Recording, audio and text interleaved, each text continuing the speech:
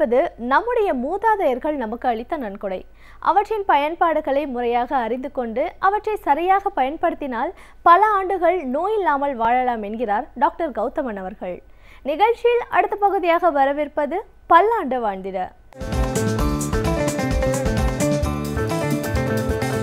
அன்பான கலைஞர் தொலைக்காட்சி நேயர்களுக்கு என்னுடைய இனிமையான காலை வணக்கங்கள். தூக்கமின்மை, தூக்கம் சம்பந்தப்பட்ட பிரச்சனைகள், மன அழுத்தம் சம்பந்தப்பட்ட பிரச்சனைகள், மனச்சோர்வு சம்பந்தப்பட்ட பிரச்சனைகள், பயம் சம்பந்தப்பட்ட ஃபோபியான்னு இன்றைக்கி நம்ம சொல்லக்கூடிய பிரச்சனைகள் அப்படிங்கிறது இன்றைக்கி நம்ம சமூகத்தில் ரொம்ப அதிகமாகி கொண்டு வரதை பார்க்குறோம். மனம் சம்பந்தப்பட்ட பிரச்சனைகள் ஏற்படும் போது அதற்கான மருந்துகள் இல்லை அப்படின்னு சொல்லிட்டு இன்றைக்கு சைக்கியாட்ரி சம்பந்தப்பட்ட மருந்துகளை எடுத்துக்கொண்டு உடலளவிலும் மனதளவிலும் நிறைய பாதிப்புகளுக்கு உள்ளாகி நிரந்தர மனநோயாளிகளாக மாறுபவர்களுடைய எண்ணிக்கை நிறைய இருக்கிறத நம்ம பார்க்குறோம். அப்போ மனம் சம்பந்தப்பட்ட பிரச்சனையை எவ்வாறு குணப்படுத்த முடியும், மனம் சம்பந்தப்பட்ட பிரச்சனைகளை எவ்வாறு குணப்படுத்தி கொள்ள முடியும் அப்படிங்கிற ஒரு கேள்வி வரும்போது ஆயுர்வேதத்தில், சித்த மருத்துவத்தில், இயற்கை மருத்துவத்தில் அதற்கான நிறைய சிகிச்சைகள் இருக்குது, நிறைய மூலிகைகள் இருக்குது. குறிப்பாக ஒன்று சொன்னோம்னா தவனம் அப்படின்ற ஒரு வாசனை கீரையை பற்றி நம்ம கேள்விப்பட்டிருப்போம். இன்றைக்கு கூட பெருமாள் கோயிலெல்லாம் போய் பார்த்திங்கன்னா சாம்பல் கலந்த பச்சை நிறத்தில் இருக்கக்கூடிய அதில் பூவெல்லாம் கட்டி மாலை போட்டு பெருமாளுக்கு போட்டிருப்பாங்க. குறிப்பாக இந்த சீசனில் அதிகமாக இருக்கும். அதோட வாசனை பார்த்திங்கன்னா ரொம்ப அழகாக அந்த இடம் முழுவதும் இருக்கிறத நம்ம பார்க்க முடியும். நம்ம என்னமோ நினச்சிட்ருக்கோம் இந்த தவனம் ஏதோ சுவாமிக்கு சாத்தக்கூடிய ஒரு பூ போல் இருக்குது, இதுக்கு ஒன்றும் மருத்துவ குணங்கள் இல்லை போல் இருக்குது அப்படின்னு நினச்சிட்ருக்கோம். ஆனால் அந்த மாதிரி கிடையாது. தவனத்தை பொறுத்தவரையிலும் பார்த்திங்கன்னா மனதில் ஏற்படுகின்ற நோய்களை, மனக்குழப்பம் சம்பந்தப்பட்ட பிரச்சனைகளை, ஆங்ஸைட்டி நியூரோசிஸ்ன்னு சொல்லக்கூடிய தேவையற்ற பயம் சம்பந்தப்பட்ட பிரச்சனைகளை, மனச்சிதைவு நோயின்னு சொல்லக்கூடிய ஸ்கிசோஃப்ரினியா சம்பந்தப்பட்ட பிரச்சனைகளை, தூக்கமின்மை அப்படின்னு இன்றைக்கு நம்ம சொல்லக்கூடிய இன்சாம்னியா சம்பந்தப்பட்ட பிரச்சனைகளை நீக்கக்கூடிய மிகச்சிறந்த மருந்துகளில் ஒன்று இந்த தவனம்னு சொல்லலாம். 1992ஆம் ஆண்டு அமெரிக்காவில் இருக்கக்கூடிய ஒரு மருத்துவ பல்கலைக்கழகத்திலிருந்து ரொம்ப அழகாக அந்த தவனத்தை பற்றி ஆராய்ச்சி செய்து அதில் இருக்கக்கூடிய 2 மூலக்கூறுகளை மட்டும் தனியாக பிரித்து ஒரு ஆய்வு அறிக்கை வெளியிட்டாங்க. இந்த ஆய்வு அறிக்கை பார்த்திங்கன்னா அமெரிக்கன் ஃபார்மசூட்டிக்கல் மெடிக்கல் ஜேர்னல் அப்படின்னு சொல்லக்கூடிய ஒரு பத்திரிகையில் ரொம்ப அழகாக வெளிவந்தது. அதில் என்ன எழுதியிருந்தாங்க அப்படின்னு பார்த்திங்கன்னா, அரோமேட்டிக்காக இருக்கக்கூடிய, அதாவது வாசனை திரவியமாக இருக்கக்கூடிய இந்த தவனத்திலிருந்து எடுக்கக்கூடிய அந்த மூலக்கூறுகளுக்கு இயற்கையான முறையில் தூக்கத்தை உண்டாக்கக்கூடிய ஒரு சக்தி இருக்கிறது அப்படிங்கிறத கண்டுபிடிச்சாங்க. ஏன்னா இன்றைக்கு நம்ம எல்லாருக்குமே இருக்கக்கூடிய பெரிய ஒரு பிரச்சனை தூக்கமின்மை. தூக்கமின்மை ஏற்படும் போது தூக்க மாத்திரையை போடுறோம். ஆனால் தூக்க மாத்திரையை போடும்போது நல்லா தூங்குறோமா அப்படின்னு கேட்டிங்கன்னா கிடையாது. அதே மாதிரி தூக்க மாத்திரை போடும்போது உடலில் இருக்கக்கூடிய சுறுசுறுப்பு ஏதாவது இம்ப்ரூவ் ஆகும்னா கிடையாது, உடல் பலவீனமாகிக் கொண்டே போகிறது.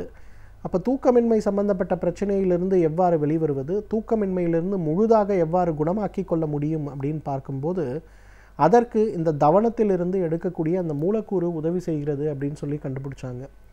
2007ஆம் ஆண்டு பார்த்திங்கன்னா அதற்கான காப்பிரைட் வாங்கிட்டு இன்றைக்கு அமெரிக்காவில் உபயோகப்படுத்துகின்ற இயற்கை மருந்துகள் சார்ந்த தூக்க மருந்துகளில் அந்த 2 மூலக்கூறுமே முதலாவது இடத்தை பெற்றிருக்கிறத பார்க்க முடிகிறது. இன்றைக்கு அந்த மருந்துகள் இந்தியாவுக்குள்ளே வரணும்னா அதோட விலையெல்லாம் பார்த்திங்கன்னா ஒரு மாத்திரையோட விலையே கிட்டத்தட்ட 700 ரூபாய்கள். அந்த அளவுக்கு விலை அதிகமான பொருளாக அது இருக்குது. இதை ஏன் நான் சொல்கிறேன்னா, நம்மளுடைய இந்திய மருத்துவ முறைகள்லேயே குறிப்பாக ஆயுர்வேதத்திலேயே பார்த்திங்கன்னா தூக்கமின்மை சம்பந்தப்பட்ட பிரச்சனையை நீக்குவதற்கு நிறைய மருந்துகளும் நிறைய உணவு முறைகளும் சொல்லப்பட்டிருக்கிறது. நம்மெல்லாம் என்ன நினைக்கிறோன்னா, இல்லை இந்த பிரச்சனை இயற்கை மருத்துவத்தில் சரியாகாது, இதற்கு நான் மாடர்ன் மெடிசன் தான் போய் ஆகணும் அப்படிங்கிற ஒரு எண்ணம் இருக்கிறது. மிக தவறான எண்ணம். இந்த தவனத்திலிருந்து எடுக்கக்கூடிய அந்த மூலக்கூறை தூக்கத்துக்காக பயன்படுத்த முடியும் அப்படின்னு அந்த மெடிக்கல் ஜேர்னல் நிரூபிக்கப்பட்டு அதிலிருந்து கொண்டு வரக்கூடிய ப்ராடக்ட் இன்றைக்கு அமெரிக்கா முழுவதும் எல்லா சைக்கியாட்ரிஸ்டும் கொடுக்கக்கூடிய மிகப்பெரிய மருந்துகளாக இருக்கு இல்லையா? அப்போ யோசிச்சு பாருங்கள், அப்போ நம்ம பாரம்பரிய மருத்துவத்தில் சொல்லப்பட்டிருக்கக்கூடிய விஷயங்கள் எவ்வளவு உண்மையாக இருக்கும் அப்படின்னு. அதே போல தான் ஜப்பான்லேயும் பார்த்திங்கன்னா 1997ஆம் ஆண்டு தவனத்திலிருந்து எடுக்கக்கூடிய மூலக்கூறிலிருந்து ஒரு வாசனை திரவியம் ஒன்று பண்ணாங்க. இன்றைக்கு ஜப்பானில் தான் உலகத்திலேயே இயற்கை மருந்துகளிலிருந்து பர்ஃப்யூம்ஸ் தயாரித்து அதை உபயோகப்படுத்துகின்ற வழக்கம் அப்படிங்கிறது ரொம்ப ரொம்ப அதிகம். இன்றைக்கு பொதுவாக ஃப்ராக்ரன்சஸ் அண்ட் பர்ஃப்யூம்ஸ்னு எடுத்து பார்த்தோம்னா 100% கெமிக்கல்ஸ் தான் இருக்கும், 10% தான் இயற்கை காரணிகளாக இருக்கும்.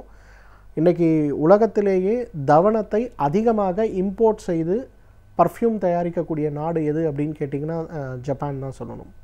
ஸோ ஜப்பானில் கூட அவங்க என்ன பண்ணுறாங்கன்னா, பொதுமக்கள் கூடக்கூடிய இடங்களில், தூங்கக்கூடிய அறைகள்லாம் வந்து இந்த தவனத்திலிருந்து எடுக்கக்கூடிய எண்ணெயை ஒரு விளக்கில் வந்து போட்டு எரித்து அந்த வாசனை வீடு முழுவதும் பரவுகிறது இல்லையா, அந்த வாசனை உடம்பில் எந்த வகையில் பாசிட்டிவ் எனர்ஜியையும் கோபத்தையும் தேவையற்ற எதிர்மறை எண்ணங்களையும் உளவியல் ரீதியாக கணவன் மனைவிகளுக்கு இடையே ஏற்படுகின்ற பிரச்சனைகளையும் குறைக்க உதவுகிறது அப்படிங்கிறத ஒரு எக்ஸ்டென்சிவ் ஸ்டடி பண்ணி ரொம்ப அழகாக அந்த ப்ராடக்டை லான்ச் பண்ணியிருக்காங்க. அது இந்தியாவில் கூட இப்போ அவைலபிளாக இருக்குது.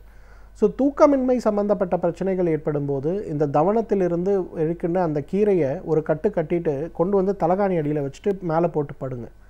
ஒரு வாரம் பண்ணி பாருங்கள், கொஞ்சம் கொஞ்சமாக தூக்கத்தில் நல்ல மாற்றம் ஏற்படுவதை பார்க்க முடியும். ஒருவேளை அது கம்ஃபர்டபுளாக இல்லை அப்படின்னு நினச்சோன்னா, தவனத்திலிருந்து எடுக்கக்கூடிய சூரணத்தை 1 லிட்டர் தண்ணிக்கு 20 கிராம் அளவுக்கு போட்டு நன்றாக கொதிக்க வைத்து அதை 1/2 லிட்டராக குறைத்து வடிகட்டி காலை ஒரு முறை இரவு ஒரு முறை உணவுக்கு முன்புன்னு சாப்பிட ஆரம்பிங்க. தேவையில்லாமல் கோபப்படுவது, எரிச்சலான மனநிலையோடு இருப்பது, எப்போ பார்த்தாலும் யாரை பார்த்தாலும் சண்டை போடுகின்ற மனப்பான்மை, இதெல்லாம் படிப்படியாக குறைந்து உடலுடைய ஆரோக்கியத்தில் ஒரு மிகப்பெரிய முன்னேற்றம் ஏற்படுவதை நம்ம பார்க்க முடியும். ஸோ இந்த தவனத்திலிருந்து கிடைக்கக்கூடிய அந்த ஒரு சூரணத்திற்கு உடல் மற்றும் மனதில் இருக்கக்கூடிய எரிச்சலை குணப்படுத்தக்கூடிய ஒரு சக்தி இருக்கிறத நம்ம பார்க்குறோம். எனவே நேயர்களே, மனம் சம்பந்தப்பட்ட பிரச்சனை ஏற்படும் போதோ, தூக்கமின்மை சம்பந்தப்பட்ட பிரச்சனை ஏற்படும் போதோ, நம்ம வீட்டில் யாராவது ஒரு மனநோயாளி இருக்காங்க அப்படின்னும் போதும் அவர்களுக்கு என்னதான் மாடர்ன் சைக்காட்ரிக் ட்ரீட்மெண்ட் அப்படிங்கிறத நீங்கள் கொடுக்க ஆரம்பித்தாலும் கூட தவனத்திலிருந்து எடுக்கக்கூடிய இந்த ஒரு சூரணத்தையோ அல்லது மாத்திரையோ அல்லது இதிலிருந்து கிடைக்கக்கூடிய ஒரு வாசனை திரவியமான எண்ணெயும் சேர்த்து உபயோகப்படுத்தும் போது அவர்களுடைய மனம் சார்ந்த பிரச்சனைகள் குறைந்து குடும்பத்தில் ஒரு அமைதி நிலைத்திருப்பதை நம்ம பார்க்க முடியும். ஸோ இந்த தவனத்தை தகுந்த மருத்துவ ஆலோசனையின் பேரில் சரியான முறைப்படி பயன்படுத்தி வந்தோமேயானால் நம்மாலும் பல்லாண்டு காலம் ஆரோக்கியமாக வாழ்ந்திட முடியும். சமூகத்தில் நடக்கும் நல்ல நிகழ்வுகளில் நம்முடைய பங்களிப்பு என்னவாக இருக்கிறதோ அதே போன்று தீய நிகழ்வுகளை தட்டி கேட்பதிலும் நம்முடைய பங்களிப்பு இருக்க வேண்டும் என்கிறார் எழுத்தாளர் மனுஷபுத்திரன் அவர்கள். நிகழ்ச்சியில் அடுத்த பகுதியாக வரவிருப்பது தீதும் நன்றும்.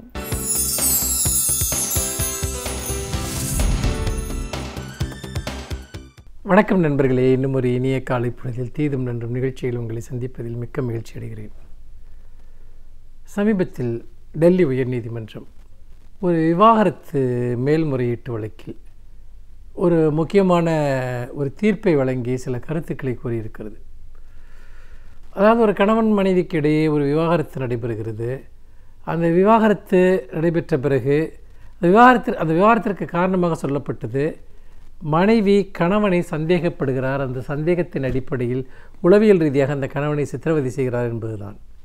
கீழ் நீதிமன்றம் குடும்ப நீதிமன்றம் வழங்கிய இந்த தீர்ப்பிற்கு எதிராக செய்யப்பட்ட அப்பீலில், அந்த விவாகரத்தை ஏற்க மறுத்து செய்யப்பட்ட அப்பீலில் உயர்நீதிமன்றம் அந்த தீர்ப்பை வழங்கியிருக்கிறது. இல்லை, ஒருவர் இன்னொருவரை சந்தேகத்தின் பேரில் மன உளைச்சலுக்கு ஆளாக்குவது என்பது அது விவாகரத்து பெறுவதற்கான ஒரு நியாயமான காரணம்தான்.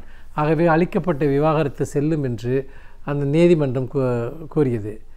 அப்படி கூறியதோடு மட்டுமல்ல, சில முக்கியமான கருத்துக்களையும் கூறுகிறது. வீண் சந்தேகத்தின் அடிப்படையில் தொடர்ந்து ஒரு ஆணிற்கு மன உளைச்சலை ஏற்படுத்துவது அல்லது அதன் காரணமாக தற்கொலை செய்து கொள்ளப் போவதாக மிரட்டுவது, இது ஒரு மிகப்பெரிய ஒரு பிரச்சனை. அதாவது சில ஆண்கள் சில பெண்களிடம் அப்படி செய்கிறார்கள், சில பெண்களும் சில ஆண்களிடம் அப்படி செய்கிறார்கள். அதாவது தங்களுடைய ஒரு எண்ணங்களுக்கு ஏற்ப அல்லது தங்களுடைய நோக்கங்களுக்கு ஏற்ப ஒரு அழுத்தம் கொடுப்பதற்காக நான் தற்கொலை செய்து கொள்வேன் என்று தொடர்ந்து மிரட்டுவது, இது ஒரு மிகப்பெரிய ஒரு அபாயகரமான ஒரு சூழல் என்று நீதிமன்றம் சுட்டி காட்டுகிறது. இரண்டால் இப்பொழுது ஒரு கணவர் வீட்டை விட்டு சென்று விடுகிறார். அப்பொழுது மனைவி தான் தற்கொலை செய்து கொள்வேன் என்று மிரட்டி கொண்டிருக்கிறார் என்று வைத்துக் கொள்ளுங்கள். அவரால் பணிபுரிய முடியாது. அதே போல் தற்கொலை செய்து கொள்வேன் என்று மிரட்டுகிற கணவர்களை நினைத்து பெண்கள் பயந்து கொண்டே இருப்பார்கள். இது ஒரு விவாகரத்திற்கான ஒரு முக்கியமான காரணமாக ஏற்க முடியும் என்று நீதிமன்றம் கூறுகிறது. அதோடு மட்டுமல்லாமல் இன்னும் பல விஷயங்கள் அதில் சுட்டிக்காட்டப்படுகின்றன.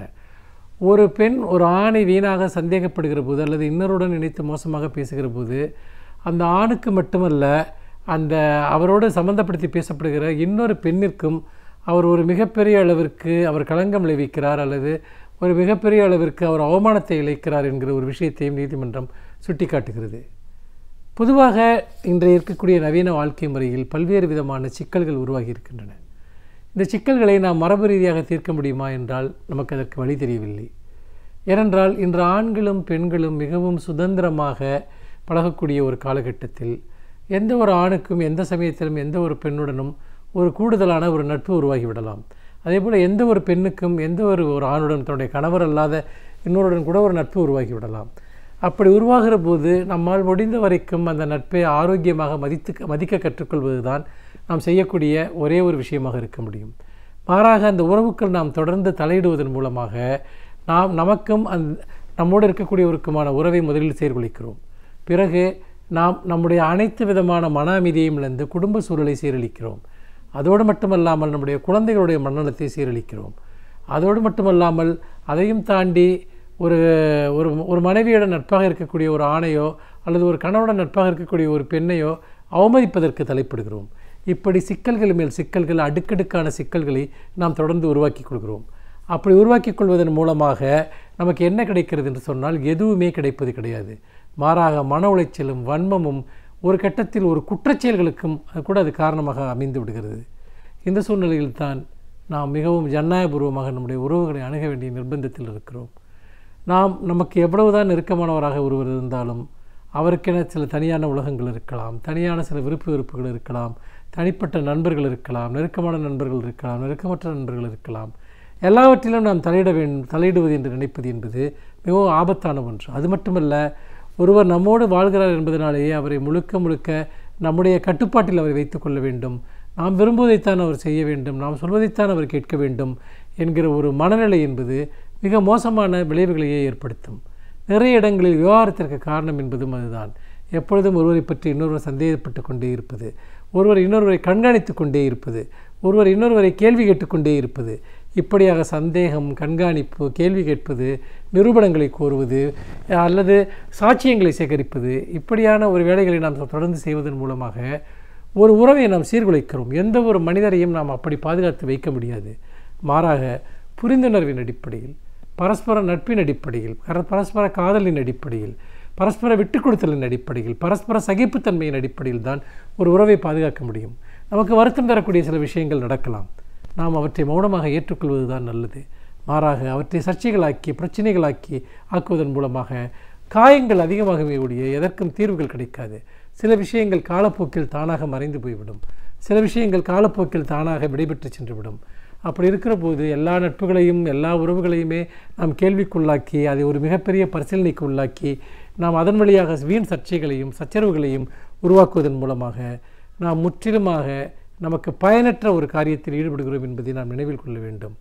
நமக்கு வாழ்க்கை என்பது மிகச்சிறியது. அந்த மிகச்சிறிய வாழ்க்கையில் நாம் மகிழ்ச்சியாக இருக்கக்கூடிய தருணங்கள் என்பவை மிகச் சிறியது. பெரும்பாலான நேரங்களில் நாம் பொருளீட்டுவதற்காகவும் வேறு பல அன்றாட தேரங்களுக்காகவும் நம்மளை ஒப்புக் கொடுக்கிறோம். இந்த நிலையில் மேலும் மேலும் நாம் உறவு சார்ந்த சிக்கல்களை உருவாக்கி கொண்டே செல்வது என்பது ஒரு விதத்தில் நமக்கு நம்மை ஒரு பேரழிவுக்கு அழைத்துச் செல்லக்கூடிய ஒன்றாகும். ஆகவே விட்டுக் கொடுப்போம், சகிப்புத்தன்மையுடன் இருப்போம். இன்னும் தெளிவாக சொன்னால் பல விஷயங்களை கண்டும் காணாமல் இருப்போம். அப்படி இருப்பதன் மூலமாகத்தான் எங்கும் அமைதி நிலவும் என்பதை நாம் மறந்துவிடக்கூடாது. மீண்டும் இன்னும் ஒரு புதிய சிந்தனையோடு உங்களை சந்திக்கிறேன். நன்றி, வணக்கம். ஒரு துறையை பற்றி முழுமையாக நாம் அறிந்து கொள்ள வேண்டும் என்றால் அந்த துறையை சார்ந்த வல்லுநர்கள் அவர்களின் அனுபவங்களை நம்மோடு பகிர்ந்து கொள்ளும் பொழுதுதான் நம்மால் எளிதாக புரிந்து கொள்ள முடிகிறது. அந்த வகையில் இன்றைக்கு நாம் சந்திக்கவிருக்கும் சிறப்பு விருந்தினர் எந்த துறையிலிருந்து வந்து என்ன பயனுள்ள தகவல்களை நம்மிடையே பகிர்ந்து கொள்ள இருக்கிறார் என்பதை கவனிக்கலாம். நிகழ்ச்சியில் அடுத்த பகுதியாக வரவிருப்பது சிறப்பு விருந்தினர்.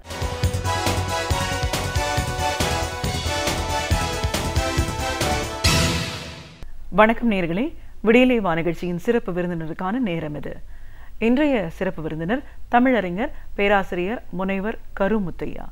ஒரு பேராசிரியராக கிட்டத்தட்ட 36 ஆண்டுகள் பணிபுரிஞ்சு ஓய்வு பெற்ற அந்த அனுபவம், தமிழறிஞர் அப்படிங்கிற முறையில் தமிழ் இலக்கியங்களோட சிறப்புகள் என்ன, இப்படி பல விஷயங்களை கருத்துக்களை நாம் அவர்கிட்ட கேட்டு தெரிஞ்சுக்கலாம். வணக்கம் சார். வணக்கம். ஒரு தமிழறிஞராக முதல்ல எங்கள் நிகழ்ச்சிக்கு உங்களை நாங்கள் வரவேற்கிறோம் சார். ஒரு தமிழ் பேராசிரியர் அப்படின்னும் போது கிட்டத்தட்ட 36 ஆண்டுகள் கல்லூரியில் பணிபுரிந்து ஓய்வு பெற்றிருக்கீங்க. தமிழ் அப்படின்னும் போது தமிழ் மொழிக்கே ஒரு தனி சிறப்பு உண்டு. முதல் பேசிய மொழி, நம்மளுடைய இலக்கியங்கள் வாயிலாக பல கருத்துக்கள் இன்றைக்கு வாழ்வியலோடு ஒப்பிட்டு பார்க்கும்போது நமக்கு தேவையான பல விஷயங்கள் அன்றைக்கே நம்மளோட இலக்கியங்களில் சொல்லப்பட்டிருக்கிறத பார்க்குறோம். அதற்கு உதாரணமாக நிறைய விஷயங்கள் இருக்குது. திருக்குறளை நம்ம எடுத்துக்கிட்டாலே போதும், இன்னைக்கு நம்ம வாழ்வியல் சார்ந்த பல கருத்துக்கள் திருக்குறள்ல சொல்லப்பட்டிருக்கு. இப்படி இந்த இலக்கியங்கள் அப்படின்னு பார்க்கும்போதும் உங்களுடைய தனிப்பட்ட முறையில முனைவர் பட்டத்திற்கான ஆய்வு இப்படின்னு நிறைய நம்ம இன்னைக்கு இந்த நிகழ்ச்சியில பேச வேண்டியிருக்கு சார். முதல்ல ஒரு பேராசிரியரா, முதல்ல ஒரு விரிவுரையாளரா, பேராசிரியரா அந்த கல்லூரி பணி எப்படி எந்த அளவுக்கு ஒரு நிறைவான பணியா அமைஞ்சிச்சு? எங்கள் காலத்தில் ஆசிரியர்கள் பணி ரொம்பவும் மகிழ்ச்சிக்குரியதாகவும் நிறைவானதாகவும் இருந்தது. மாணவர்கள் நல்ல பாடம் கேட்கறதுல ஆர்வத்தோடு இருந்தாங்க. அதுலேயும் தமிழ்துறைனாக்க ஒரு தனி ஆர்வம் இருந்தது அவங்களுக்கு.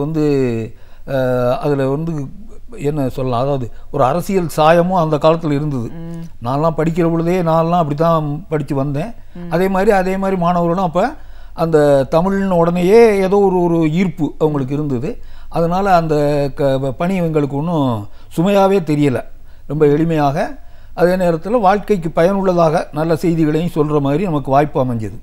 அந்த இலக்கியத்தை மட்டும் சொல்லாமல் அதை வாழ்க்கையோடு பொருத்தி சொல்லுகிற ஒரு அமைப்பு எங்களுக்கெல்லாம் இருந்தது.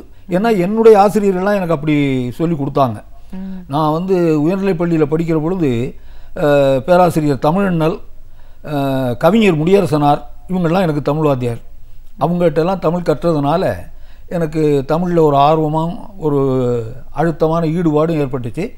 அதுலேயும் குறிப்பாக தமிழண்ணல் இலக்கணம் நடத்தினாலும் சரி, இலக்கியம் நடத்தினாலும் சரி, அதை இன்றைய வாழ்க்கையோடு பொருத்தி சொல்லுவாங்க. நான் அவங்ககிட்டேருந்து அதை கற்றுக்கிட்டு நான் என்னுடைய மாணவர்களுக்கும் அதே மாதிரி சொன்னேன். அதனால் அவங்க என்னுடைய வகுப்பில் ரொம்ப ஆர்வத்தோடு இருப்பாங்க. அதனால் எனக்கும் பணி சுமை இல்லாமல் ஒரு பொழுதுபோக்கு மாதிரியே நல்ல ஆர்வத்தோடு செய்ய முடிஞ்சது. இப்போது ஒரு மொழி ஆசிரியர்னு வரும்போது தான் நம்ம ஒரு படிப்பு அப்படின்ற ஒரு சுமைக்கு அப்பாற்பட்டு பல விஷயங்களை பேசக்கூடிய வாய்ப்புகள் அந்த வகுப்புல தான் நம்மளுக்கு கிடைக்கும் அப்படின்னுவாங்க. ஒரு கல்லூரி மாணவர்கள் அப்படின்னு ஒரு பக்குவப்பட்ட மாணவர்கள் கிட்ட எந்த மாதிரியான ஒரு கருத்துக்கள்லாம் பேசுகிற ஒரு சந்தர்ப்பம் மொழி ஆசிரியருக்கு கிடைக்கும்? இல்லை, அதை தான் நான் சொல்கிறேன். எப்படின்னு சொன்னால், அவங்க இன்றைக்கு இருக்கிற வாழ்க்கை சூழலில் ஆங்கிலத்தை கலந்து பேசுகிறதும், இந்தியை பற்றிய ஒரு சில கொள்கைகள், எதிர்பார்ப்புகள் அதெல்லாம் வர்றதும், இதையெல்லாம் எப்படி எதிர்கொள்கிறதுங்கிறது அவங்களுக்கு சில நேரங்களில் குழப்பமாக இருக்குது. அதை தெளிவுபடுத்த வேண்டியது ஒரு தமிழாசிரியருடைய கடமை. நாங்கள் அதை அவங்களுக்கு அந்த மாதிரி செஞ்சோம். எப்படின்னு சொன்னால், ஆங்கிலம் பேசக்கூடாதுங்கிறது இல்லை, தேவையான இடத்துல ரொம்ப தவிர்க்க முடியாத இடங்களில் அறிவியல் மாதிரி துறைகளில் இருக்கிற சொற்கள் நம்ம பயன்படுத்தணும்னா பயன்படுத்தலாம். மற்றபடி நம்ம தமிழ்லே பேசுவதற்கு முயற்சி பண்ணணும் அப்படிங்கிறது ஒன்று. ரெண்டாவது, நான் கல்லூரியில் படிக்கிற பொழுது நான் பேராசிரியர் வாசுபமாணிக்கனார்கிட்ட படித்தேன். அவர் என்ன சொல்லுவாருன்னு சொன்னால், நீங்கள் பிறமொழி சொற்களை கையாடுறீங்களா இல்லையாங்கிறது கூட தப்பு இல்லை, ஆனால் அந்த பிறமொழி ஒலிகள் வராமல் பார்த்துக்குங்க. இப்போ அம்புஜம்னு சொல்லாதீங்க, அம்புசம்னு சொல்லுங்கள். அப்படி சொன்னாலே உங்களுக்கு நம்ம தமிழ் மட்டும்தான் பேசுகிறோங்கிற ஒரு உணர்வு இருக்கும். அப்படி இல்லாமல் அந்த பிறமொழி ஒலிப்போடு வந்ததுன்னா அது சிரமமாக இருக்கும். ஏன்னா தொல்காப்பியரே அப்படி தான் சொல்லியிருக்காரு. வட சொற்கிழவி வடவெழுத்து ஒரி தமிழோடு மொழியோடு முழந்த சொல்லாகுமேன்னு சொல்லியிருக்காரு. அந்த வட எழுத்துங்கிறது அங்கே ஒலி தான். வட ஒலியை நீக்கிவிட்டால் வட சொல்லும் தமிழ் தான் அப்படின்னு தொல்காப்பியரே நமக்கு அனுமதி கொடுத்துருக்கிறாரு. அதனால் அந்த ஒலியை மட்டும் நீக்கிக்கிங்க, அப்போவே உங்களுக்கு பின்னால் வெறும் தனித்தமிழ் சொல்லணும்னு ஆர்வம் வந்துடும் அப்படிம்பாரு. அது அந்த பயிற்சியில் நானும் ஈடுபட்டு அதையே மாணவர்களுக்கும் சொல்லுவேன். பாவாணவரோடையெல்லாம் எனக்கு நெருங்கிய தொடர்பு உண்டு. அதனால் அந்த தனித்தமிழில் எங்களுக்கு ரொம்ப ஈடுபாடு உண்டு. அதை மாணவர்களுக்கு வலியுறுத்தி சொல்லுவோம் வகுப்பில். கண்டிப்பாக சார். நீங்கள் பேசும்போதே சொன்னீங்க, அந்த காலத்தில் இந்த கல்லூரி நாட்கள் அப்படின்னு வரும்போது இந்த அரசியலோட இணைந்த ஒன்று அப்படின்னு. தமிழ் மொழி வளர்ச்சிக்கும் தமிழ் இனத்தோட ஒரு எழுச்சிக்கும் திராவிட இயக்கங்களோட பங்களிப்பு ஒரு இன்றியமையாததுன்னு சொல்லக்கூடிய ஒரு காலகட்டம் அதெல்லாம் சொல்லுவாங்க. இன்றைக்கும் செம்மொழி அந்தஸ்து தலைவர் கலைஞர் அவர்கள் பெற்றுக் கொடுத்துருக்காங்க அப்படின்னா, அந்த திராவிட தாக்கம் அன்றைய காலகட்டத்தில் அபரிமிதமான ஒரு வளர்ச்சியில் கையில் இருந்ததுனால தான் இன்னைக்கு நம்ம இந்த அளவுக்கு இருக்க முடியல. அந்த காலகட்டத்தையே திராவிட இயக்கங்களோட செயல்பாடுகள் பற்றி சொல்லு. அதான் அந்த காலத்தில் வந்து அது குறிப்பாக தமிழ்னு சொன்னாலே தமிழ்னு எனக்கு தமிழ் ரொம்ப பிடிக்குது, நான் தமிழில் பேசுகிறேன்னா நான் சொல்லாமலே என்னை திராவிட இயக்கத்தை சேர்ந்தவன்னு மற்றவங்க நினச்சிக்கிறாங்க. அப்படி ஒரு சூழ்நிலை அந்த காலத்தில் இருந்தது. அந்த காலத்து இளைஞர்கள் எல்லாருக்குமே அதில் ஒரு ஆர்வமும் இருந்தது. தமிழ் பேசணும், தமிழ் கேட்கணுன்னாலே திராவிட கட்சியினுடைய கூட்டங்களுக்கு தான் போகணுங்கிற மாதிரி ஒரு அமைப்பு இருந்துச்சு. நான் காரைக்குடி எனக்கு சொந்த ஊர். அங்கே ராமசுப்பையான்னு இருந்தாங்க, நீங்கள் கேள்விப்பட்டிருப்பீங்க. உங்கள் கலைஞர் டிவியோட முகத்தொடருடைய சிவவீரபாண்டியனுடைய தந்தை. அவங்ககிட்ட எல்லாம் நாங்கள் அவங்க வீட்டில எல்லாம் போய் அவங்களோட பேசி பழகி எங்களுக்கு அந்த தமிழ் ஆர்வம் அப்போ தான் வந்தது. அதனால் அந்த திராவிட இயக்கத்தினுடைய தாக்கம் தான் நாங்கள்லாம் இன்னும் சொல்லப்போனால் நான் முதல்ல பிசிக்ஸ் பிஎஸ்சி படித்தேன். பிறகு நான் தமிழ் எம்ஏ படிக்க வந்ததே இந்த தாக்கத்தினால தான். அதனால் வந்து அப்படி வந்தேன். அப்போ வந்து அந்த இயக்கம் சார்ந்தே அங்கே மாணவர் தேர்தல்லாம் நடக்கும். அதில் நான் மாணவர் தலைவராக தேர்ந்தெடுக்கப்பட்டேன். பட்டு அங்கே இருந்தேன். அதனால் அப்போ வந்து முழுக்க முழுக்க என்ன நான் வந்து ஒரு இயக்கம் சார்ந்தவனாக தான் இருந்தேன். பின்னால் வந்து ஆசிரியர் பணிக்கு வந்த பிறகு கொஞ்சம் அதை விட்டு ஒதுங்கி இருக்கிற மாதிரி, ஒதுங்கி இருந்தாலும் அந்த ஈடுபாடு உண்டு. நேரடியாக தொடர்பு இல்லாமல் இருந்துக்கினேன். முதல்ல எல்லாம் நேரடியாகவே தொடர்போடு இருந்தோம். அது வந்து அந்த கால சூழ்நிலையில் அது தவிர்க்க முடியாதது. தமிழ் படிக்கிறேன்னு சொன்னாலே நம்ம சொல்லலைன்னாலும் நம்மளை அந்த இயக்கம்னு அவங்க நினைக்கிற மாதிரி. ஏன்னா அது உள்ளபடி அந்த காலத்தில் அவங்களுடைய செயல்பாடும் நல்லா இருந்தது. அந்த இன்றைக்கு வந்து அப்படி நேரடியாக சொல்ல முடியலை. ஆனால் அன்றைக்கு அவங்களுடைய அந்த இயக்கத்தினுடைய தாக்கம் வந்து தமிழ் வளர்ச்சிக்கும் தமிழ் ஆர்வத்தை உண்டாக்குவதற்கும் குறிப்பாக நல்ல நிறைய பணியில் ஈடுபட்டாங்க. பேரறிஞர் அண்ணாவிலேருந்து ஆரம்பித்து எல்லாருமே அதில் ரொம்ப ஈடுபாட்டோடு நல்லா செயல்பட்டாங்க. நான் வந்து அங்கே தமிழ் மன்ற தலைவராக இருந்தேன். என்னுடைய தலைமையில் பேரறிஞர் அண்ணா பேசினாங்க. அதெல்லாம் வந்து அப்போ அந்த இயக்கம் சார்ந்த ஒரு சூழ்நிலை இருந்ததுனால வந்த ஒரு வாய்ப்புகள். கண்டிப்பாக சார். ஒரு தமிழறிஞர், தமிழ் ஆசிரியர் அப்படிங்கிற முறையில் இன்றைக்கும் நம்மளோட இலக்கியங்களோட ஒரு செழுமை இன்னைக்கு உலக அளவில் ஒரு பெரிய போற்றுதலுக்குரியதாக இருக்குது அப்படின்னு நம்ம பார்க்குறோம். அதிலையும் குறிப்பிட்டு சங்க இலக்கியங்கள் சொன்னோன்னா அதில் சொல்லாத கருத்துக்களே இல்லை இன்றைய வாழ்வியல் சார்ந்து அப்படின்னு பார்க்குறோம். தமிழ் இலக்கியங்கள் அதோட தனிச்சிறப்பு அப்படின்னா ஒரு ஆசிரியராக எதெல்லாம் பற்றி பேசுகிறீங்க? நாங்கள் சொல்கிறது வந்து ஒன்றே குலமும் ஒருவனே தேவனும் அப்படிங்கிற திருமூலருடைய இதை பார்க்குற பொழுது இவ்வளவுக்கும் சமய இலக்கியம் அது. அதுலேயே அவர் என்ன சொல்கிறாரு, ஜாதி வேறுபாடு வேண்டாங்கிறாரு, கடவுள் பல இல்லை ஒன்றுதாங்கிறாரு. அது மாதிரி அதுதான் தமிழனுடைய தனிச்சிந்தனை. அதைத்தான் வள்ளுவர்கிட்டையும் பார்க்குறோம். அவருடைய கடவுள் வாழ்த்து 10 குறளில் ஒரு குறளில் கூட எந்த கடவுளினுடைய பேரையும் அவர் சொல்லலை, கடவுளுடைய பண்புகளைத்தான் சொல்கிறாரு. வேண்டுதல் வேண்டாமையிலான்ங்கிறாரு. அது மாதிரி அவனுடைய மலர்மிசை ஏகினான்ங்கிறாரு. மலருங்கிறது இங்கே உள்ளத்தை குறிக்கும். மனித மனங்களில் வந்து அவன் இறைவன் தங்கி இருக்கிறான்னு. அப்படி 10 குறள்லையும் 10 சொல் பயன்படுத்துகிறாரு. 10மே வந்து தனிப்பட்ட இறைவனுடைய யாருடைய பேரும் இல்லை.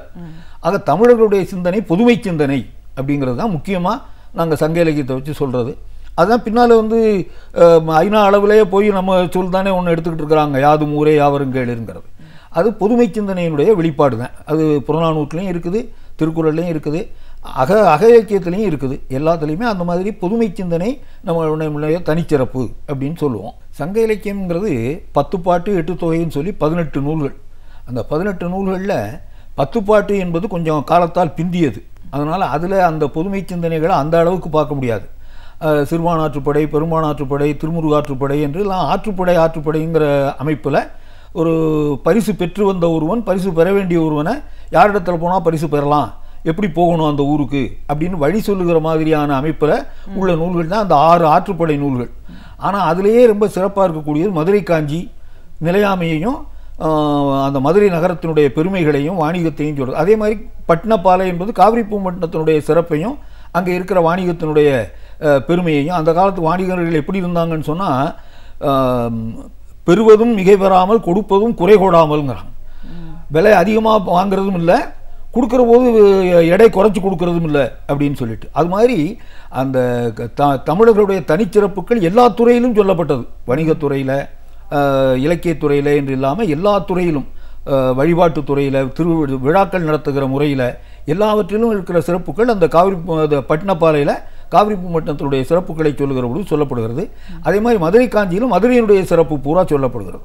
அந்த 2 நூலும் உள்ளபடி வரலாற்று சிறப்பில் கொண்டு வர வேண்டிய நூல்கள். அந்த 2லையும் வரலாற்று செய்திகள் நிறைய இருக்குது. காவிரி பூம்பட்டினத்தினுடைய அமைப்பையே நல்ல இரவு அங்காடி பகல் அங்காடின்னு 2 இருந்ததுங்கிறாரு. அல்லங்காடி பகலங்காடின்னு. இரவு நேர சந்தைன்னு தனியாக ஒரு பகுதி இருந்திருக்குது, பகல் நேர சந்தை என்று ஒரு பகுதி இருந்திருக்கிறது.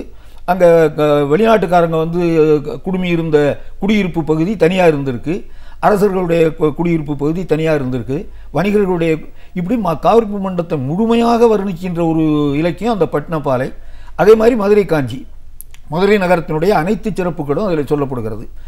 இந்த 5 ஆற்றுப்படை நூல்கள் போக இந்த மாதிரி சில நூல்களும் 10 பாட்டில் இருக்குது. ஆனாலும் மொத்தத்தில் அது எல்லாமே கொஞ்சம் காலத்தால் பிந்தியதுங்கிறதுனால பிற சிந்தனைகள், பிற சமுதாய பிற இனங்களினுடைய சிந்தனையும் கொஞ்சம் அதில் கலந்து வரும். ஆனால் 8 தொகையில் பூராவும் நல்ல தமிழ் சிந்தனை, பொதுமை சிந்தனையாக இருக்கும். அதில் குறிப்பாக புறநானூறும் அகநானூறும் ரொம்ப சிறப்பான நூல்கள். புறநானூற்றில் காதலை தவிர மற்ற எல்லா செய்தியும் சொல்லப்படுகிறது. அகநானூறில் காதல் மட்டுமே சொல்லப்படுகிறது. ஆனால் காதல்னாலுமே காதல்ங்கிறதுல இன்றைய மாதிரி உடல் சார்ந்த செயல்களுக்கு அதிக முக்கியத்துவம் கொடுக்காம மனம் சார்ந்த காதலுக்கு அதிகமாக முக்கியத்துவம் கொடுக்கப்பட்டு எப்படி காதலனும் காதலியும் ஒரு சந்திக்கிறாங்க, எப்படி அவங்க வந்து பிறருக்கு முன்னோர் பின்னோர் தொடர்பு இல்லாமல் கூட எப்படி வந்தாங்க. குறுந்தொகையில் ஒரு அருமையான பாடல் உண்டு. குறுந்தொகை என்கிறது இந்த எல்லா இலக்கியத்திலும் மிகச்சிறந்தது, ரொம்ப காலத்தால் முந்தியதுங்கிறாங்க. ஏன்னா அது ஒரு பாட்டுங்கிறது குறைஞ்சது 5 வரி இருக்கும், கூட போனால் 8 வரி இருக்கும், அதுக்கு மேலே போகாது. அவ்வளவு குறுகிய அளவில் நல்ல அருமையான கருத்துக்களை, காதல் செய்திகளை சொல்கிறாங்க. அதில் தான் ஒரு குறுந்தொகை பாடலில் ஒரு பாடல் சொல்லுவாங்க, யாயும் ஞாயும் யாராகியரோ எந்தையும் நுந்தையும் எம்முறை கேளீர் யானும் நீயும் எவ்வழி அரிதும். எங்கள் அப்பாவும் உங்கள் அப்பாவும் ஒருத்தர் சந்தித்ததில்லை, எங்கள் அம்மாவும் உங்கள் அம்மாவும் ஒருத்தருக்கு ஒருத்தர் தெரியாது, நானும் நீயும் நேற்று வரைக்கும் பார்த்ததில்லை. ஆனால் இன்றைக்கு என்ன ஆகியிருக்கிறோம்னு சொன்னால், செம்புல பெயல் நீர் போல அன்புடை நெஞ்சம் தாம் கலந்தனவே. ஒரு செம்மண்ணில் மழை நீர் விழுந்தா அதுக்கப்புறம் எப்படி 2ஐயும் பிரிக்க முடியாதோ அப்படி இப்போ நம்ம 2 பேருடைய மனத்தையும் பிரிக்க முடியாத அளவு நாம் சேர்ந்து விட்டோம் என்று சொல்லுகிற பொழுது, இன்றைக்கு சொல்லுகிற நம்ம நவீன உலகத்தில் சொல்லுகிற கலப்பு திருமணம் மாதிரி உள்ள செய்தி அதில் வருது. எங்கள் அப்பாவும் உங்கள் அப்பாவும் யாருன்னு தெரியாது, எங்கள் அம்மாவும் உங்கள் அம்மாவும் யாருன்னு தெரியாது. ஆனால் நாம் 2 பேரும் நேற்று வரை பழகாமல் இருந்தாலும் இன்றைக்கு நம்ம பழகிய உடனே நம்முடைய நட்பு, நம்முடைய அன்பு, இன்னும் சொல்லப்போனால் இந்த சங்க இலக்கியத்தில் காதலை நட்புன்னே குறிப்பிடுறாங்க. ஒரு தலைவனுடைய காதலை பற்றி தலைவியினுடைய காதலை பற்றி தலைவன் சொல்லுகிற பொழுது அது கடலை விட ஆழமானது, வானத்தை விட உயரமானது அப்படின்லாம் சொல்லுகிற பொழுது கடைசியில் முடிக்கிற போது அன்னை என் கேளிர் நட்பு அப்படின்னு சொல்கிறான், காதல்னு சொல்லலை. அதனால் அந்த காதலை அவங்க ஒரு நட்பாகவே பார்த்துருக்குறாங்க. கணவனும் மனைவியும் அல்லது காதலனும் காதலியும் நண்பர்கள் போல பழகணும், அந்த நட்பினுடைய ஆழம் காதலில் வெளிப்படும் அப்படின்னு அவங்க சொல்லுகிற அளவுக்கு இதெல்லாம் வேறு எந்த நாட்டிலையும் பார்க்க முடியாத சிந்தனை. வேறு நாடுகளில் உள்ள காதல் பாடல்களில் அந்த காதலை அவங்க நட்புன்னு சொல்கிறதில்ல. ஆனால் நம்ம சங்க இலக்கியத்திலையும் சரி, சிலப்பதிகாரத்திலையுமே கண்ணகி கோவலனை என்னுடைய நண்பன்னு சொல்கிறான், கேளீர் என்று சொல்கிறான். அதனால் அப்படி காதலனை காதலி அல்லது கணவனை மனைவி நண்பன்னு பார்க்குற அமைப்பு நம்ம தமிழ் இலக்கியத்துக்கு மட்டுமே இருக்கிற தனிச்சிறப்பு. அது சங்க இலக்கியத்தில் வருகிறது. அதே மாதிரி திருக்குறளில் வருகிறது. அவர் சொல்கிறாரு, மடந்தையோடு எம்மிடை நட்பு அப்படிங்கிறார். குடம்பை தனித்தொழிய புட்பரந்தற்றே மடந்தையோடு எம்மிடை நட்புங்கிறாரு. கூட்டில் இருக்கிற அந்த உயிரோடு உடம்பு எப்படி இருக்குமோ தொடர்பு, அது மாதிரி இந்த பெண்ணுக்கும் எனக்கும் இருக்கிற தொடர்புங்கிறார். உயிரும் உடம்பும் எப்படி பிரிக்க முடியாதோ அப்படி நானும் அந்த என்னுடைய காதலியும் பிரியாமல் இருக்கிறோம். அது எங்களுடைய காதல்னு அவர் சொல்லலை, எங்களுடைய நட்புங்கிறார். அதனால காதலை நட்பாக பார்த்த ஒரு பெரிய சிந்தனை, ஆழமான சிந்தனை தமிழ் சிந்தனை. அது சங்க இலக்கியத்தில் இருக்கிற அக இலக்கியங்களில் இருக்குது. புற இலக்கியத்தில் முக்கியமாக வீரமும் கொடையும் பேசப்படுகிறது. வீரம் என்றால் எந்த அளவுன்னு சொல்ல முடியாத அளவுக்கு. ஒரு தாய் முதல் நாள் தன்னுடைய தந்தையை போரில் இழக்கிறாள், அடுத்த நாள் அவருடைய கணவனை இழக்கிறாள், 3வது நாள் தன்னுடைய மூத்த மகனை இழக்கிறாள், 4வது நாள் மிகச்சிறிய பையனாக அவளுக்கு ஒரே மகன் இருக்கிறான், அவனை கூப்பிட்டு அவனுக்கு தலையை சீவி வாரி கையில் வேலை கொடுத்து அவனை அனுப்புகிறாள் என்று சொல்லி ஒரு பாடு. இவ்வளவுக்கும் அது ஒரு பெண்பார் புலவர் பாடியிருக்கிறாங்க. அந்த அளவுக்கு காதல வீரத்தை சொல்லுவது புறநானூற்றினுடைய சிறப்பு. 1810 ஒரு இலக்கியம் இருக்குது அந்த 8 தொகையில். அது சேரர் வரலாற்றை முறைப்பட சொல்லுகிறது. பொதுவாக தமிழர்கள் வரலாற்று உணர்வு இல்லாதவர்கள்மாங்க. ஆனால் தமிழர்களுடைய இலக்கியத்திலேயே ஒரு நல்ல வரலாற்று நூல்ங்கிறது அந்த 1810 சேரர்களை பற்றிய 10 பாட்டு. அந்த 10 சேரர்கள் வரிசை முறைப்படி சொல்லப்படுகிறாங்க. முதல்ல ஒருத்தரை சொன்னிய பிறகு அவருடைய மகனை அடுத்தது சொல்றது, அப்புறம் அவருடைய மகனை சொல்லுவது என்று 10 பேர் சொல்லுகிற போது ஒரு அரசருக்கு ஒரு 30 ஆண்டுகள் ஆட்சியில் இருந்தாருன்னு வச்சுக்கிட்டா கூட 300 ஆண்டு வரலாறு அது சொல்லுது. அவ்வளவு தெளிவான ஒரு வரலாற்று நூல் நம்மகிட்ட இருக்கு 1810. ஆனால் அதை ரொம்ப பேர் அதிகமாக அதை படிக்கவும் இல்லை, அதை பரப்பவும் இல்லை. சங்க இலக்கியத்தை அதுலேயும் இன்றைக்கு சங்க இலக்கியத்தை பயில்கிற மாணவர்கள் ரொம்ப குறைவு. நம்ம வகுப்பில் அதை சொல்லிக் கொடுக்கவும் முடியலை, படிக்கவும் மாட்டேங்கிறாங்க. எங்கள் காலத்தில் ஓரளவுக்கு படித்தாங்க. நாங்கள் அதில் இருக்கிற எளிமையான பாடல்களாக எடுத்து சொல்லிக் கொடுத்தோம், அதை படிக்க முடிஞ்சது. இன்றைக்கு அதுக்கும் வாய்ப்பு இல்லாமல் ரொம்ப குறைஞ்சி போச்சு. ஆசிரியர் அப்படிங்கிற முறையில் ஒரு ஆய்வாளராக உங்களுடைய முனைவர் பட்டத்திற்கான ஆய்வு அப்படின்னும் போது ஜெயகாந்தன் அவர்களுடைய நூல்கள் பற்றி நீங்கள் ஆய்வு பண்ணியிருக்கீங்க. இந்த மாதிரியான ஒரு விஷயங்களை ஆய்வு செய்யணும் அப்படின்னு ஏன் நினைச்சீங்க? அதன் மூலமாக நீங்கள் சொல்கிற கருத்து நல்லா சொல்கிறேன். அதாவது ஆய்வுக்காக பதிவு செய்கிற பொழுது எனக்கு பேராசிரியர் தமிழனில் தான் நான் போய் முதல்ல சந்தித்து நான் அந்த மாதிரி ஆய்வு செய்ய போகிறேன், வந்து என்ன தலைப்பு எடுக்கலான்னு அவர்கிட்ட கலந்து பேசினேன். அவர் சொன்னார், சங்க இலக்கியத்தை பற்றி நிறைய பேர் ஆய்வு பண்ணிட்டாங்க, திருப்ப அதையே குட்டையை குழப்பிக்கிட்டு இருக்க வேண்டாம், அதை விட்டு வெளியில் வந்து நீ வேற என்ன உனக்கு பிடிக்குது, எந்த துறை உனக்கு பிடிக்குதுன்னு சொல்லு, நான் தலைப்பு சொல்கிறேன்னாரு. நான் சொன்னேன், எனக்கு புதிய இலக்கியங்கள் நவீன இலக்கியங்கள் பிடிக்குது, அதில் குறிப்பாக ஜெயகாந்தனுடைய எழுத்துக்கள் பிடிக்குது, அதில் தலைப்பு சொல்லுங்கன்னு சொன்னேன். அவர் சொன்னார், ஜெயகாந்தன் நாவல்களில் பாத்திரப்படைப்பு அப்படின்னு எடுத்து கேரக்டரைசேஷனை பற்றி சொல்லு அப்படின்னு சொன்னார். அதுதான் நான் எடுத்துக்கிட்டேன். ஜெயகாந்தன் நாவல்களில் பாத்திரப்படைப்பு அப்படின்னு தலைப்பு எடுத்துக்கொண்டு 9 நாவல்கள் எழுதியிருந்தார் நான் ஆய்வு செய்கிற போது. அதுக்கு பிறகு ஒரு 4-5 நாவல் எழுதிட்டாரு.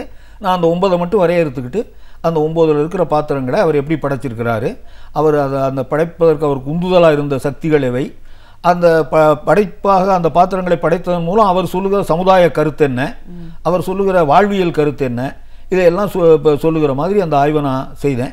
அதற்கு எனக்கு மதுரை பல்கலைக்கழகத்தில் நான் அந்த ஆய்வை செய்தேன்.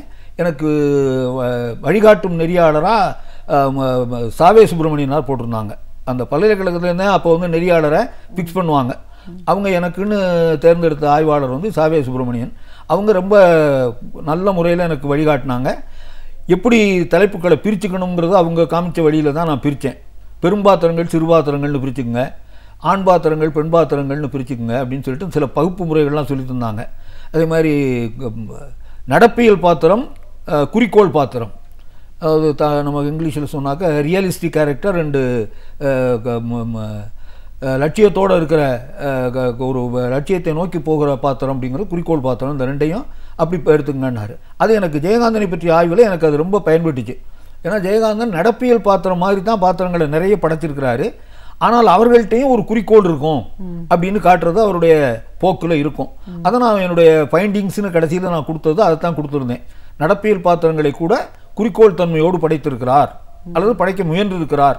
அப்படி முயன்றாலும் அவரால் ஒரு முதல் 8 நாவலில் அதை செய்ய முடியலை. முயன்று ஒரு அளவு படிக்கு மேலே வர்றாரு. கடைசியாக அவருடைய 9வது நாவல் ஒரு மனிதன் ஒரு வீடு ஒரு உலகம்னு, அதில் ஹென்ரிங்கிற பாத்திரத்தை முழுக்க வந்து ஒரு நடப்பியல் பாத்திரம் ஆனால் ஒரு குறிக்கோளோடு வாழ்கிற பாத்திரம் அப்படின்னு படைச்சு காட்டுறாரு. அது அவருடைய தனிச்சிறப்புன்னு நான் முடிச்சிருந்தேன். அதை ரொம்ப பாராட்டினாங்க எல்லாரும். என்னுடைய அது ஜெயகாந்தனை பற்றி ஆய்வுங்கிறதுனால அது வந்து ஈழத்தில் பேராசிரியராக இருந்த டாக்டர் கைலாசபதிகிட்ட போனிச்சு திருத்துவதற்கு. இவர் ஜெயகாந்தனும் பொது உடைமை தத்துவங்களை சொல்கிறவர், அவரும் அந்த தத்துவங்களில் ஈடுபாடு உடையவர். ஜெயகாந்தன் எழுத்துக்கள்லேயே அவருக்கு ஈடுபாடு உண்டு.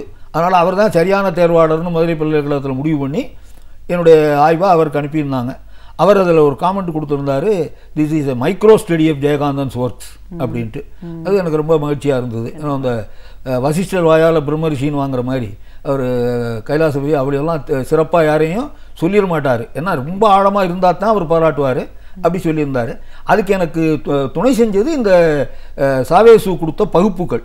அந்த பகுப்புனால தான் என்னால் அதை அந்த அளவுக்கு தெளிவாக சொல்ல முடிஞ்சது. அது ரெண்டாவது, ஒரு வாடுகிற ஆசிரியரை பற்றி ஆய்வு செய்கிறோம் அப்படிங்கிற போது அவரை சந்தித்து அவருடைய கருத்துக்களையும் பெறணும் அப்படிங்கிறது ஒரு கட்டாயங்கிறதுக்காக நான் அவரை சந்திக்க முயற்சி பண்ணேன். அவர் நீங்கள் உங்களாம் ஓரளவு அவரை பற்றி படிச்சிருப்பீங்க, தெரிஞ்சிருக்கோம். அவர் ஒரு எக்ஸென்ட்ரிக் கேரக்டர். அதனால் அவருக்கு நான் முதல்ல சரியான ஒரு அறிமுகத்தோடு அவரை அணுகி நான் சந்திக்கணும்னு கேட்டேன். அவரால் தவிர்க்க முடியலை. அந்த அந்த அறிமுகப்படுத்தினவர் அப்படி. அதனால் அவர் என்ன பண்ணாருன்னு சொன்னால், அவருக்கே உரிய அந்த முறையில் நீங்கள் வந்து எப்போ சந்திக்கணும்னு நினச்சாலும் நீங்கள் தேதி முடிவு பண்ணிக்கிங்க, அதை எனக்கு 10 நாள் முன்னாடி தெரியப்படுத்திடுங்க. எங்கிட்டேருந்து கடிதம் எதுவும் வரலைன்னா நீங்கள் வந்துடலாம் சென்னைக்கு. நான் வரப்பேண்டாம் அந்த தேதியில் நான் இருக்க மாட்டேன்னா நான் கடிதம் எழுதுறேன் அப்படின்னு பதில் எழுதினார். எல்லாரும் நான் எந்த தேதியில் வரணுங்கிறத அவங்க முடிவு பண்ணுவாங்க, அல்லது வரணுங்கிறதுக்கு தான் கடிதம் எழுதுவாங்க. இவர் வரக்கூடாதுங்கிறதுக்கு தான் கடிதம் எழுதுவேன்னாரு. 2 முறை நான் தேதி குறிப்பிட்ட போது வர வேண்டாம்னு பதில் எழுதினார். அப்புறம் 3வது முறை தான் சரின்ட்டு ஒன்றும் பதிலே எழுதாமல் இருந்தார். நான் போயிட்டேன். அவர் அது தனியாக அவருடைய ஆஃபீஸுன்னு அவர் ஒன்று அந்த ஆழ்வார்பேட்டையில் ஒரு மாடியில் மாலையில் பல நண்பர்களை வைத்துக்கிட்டு பேசிக்கிட்டே இருப்பாங்க. சபையும் வரவர் அந்த சபைக்கே என்னையும் வர சொல்லிட்டாரு. அங்கே போய் உட்காந்துக்கிட்டு பேசுவோம். அது கேள்விகளுக்கு நேரடியாக பதில் சொல்லவே மாட்டார். கேட்டாக்க அப்புறம் மேற்கொண்டு ரொம்ப குறைஞ்சி கேட்டோம்னா எல்லாத்தையும் எங்கிட்டே கேட்டு வாங்கி நீங்கள் எழுதுனா அது என்ன உங்களுடைய ஆய்வாக எப்படி இருக்கும், நீங்களே கண்டுபிடிங்க அப்படிம்பாரு. இல்லை நான் கண்டுபிடிக்கத்தான் போகிறேன், இருந்தாலும் உங்களுடைய கருத்து என்னங்கிறத கேட்டுக்கலாம்ங்கிறதுக்கு தான் கேட்குறேன்னு. எல்லாத்தையும் விட உங்களுக்கு நான் முக்கியமாக சொல்ல வேண்டியது முதல்ல அவரை போய் சந்தித்தோன்னு அவர் கேட்டார், இது என்ன என்னுடைய நாவல் ஆராய்ச்சி பண்ணுறவருக்கும் டாக்டர் பட்டம் கொடுப்பீங்க, இன்னொரு ஆசிரியர் பேரை சொல்லி, நான் இப்போ அதுங்க பேரை சொல்லக்கூடாது, அவர் ஒரு நாவல் ஆசிரியர் பேரை சொல்லி அவர் நாவல் ஆராய்ச்சி பண்ணுறவருக்கும் டாக்டர் கொடுப்பீங்களா, இது என்ன பல்கலைக்கழகம் அப்படின்னாரு. நான் சொன்னேன் அப்படின்னு இல்லை, உங்கள் நாவலை ஆராய்ச்சி பண்ணி இதில் சிறந்த தரமான நாவல்னு நாங்கள் கண்டுபிடிச்சி சொல்கிறதுனால எங்களுக்கு பட்டம் கொடுப்பாங்க.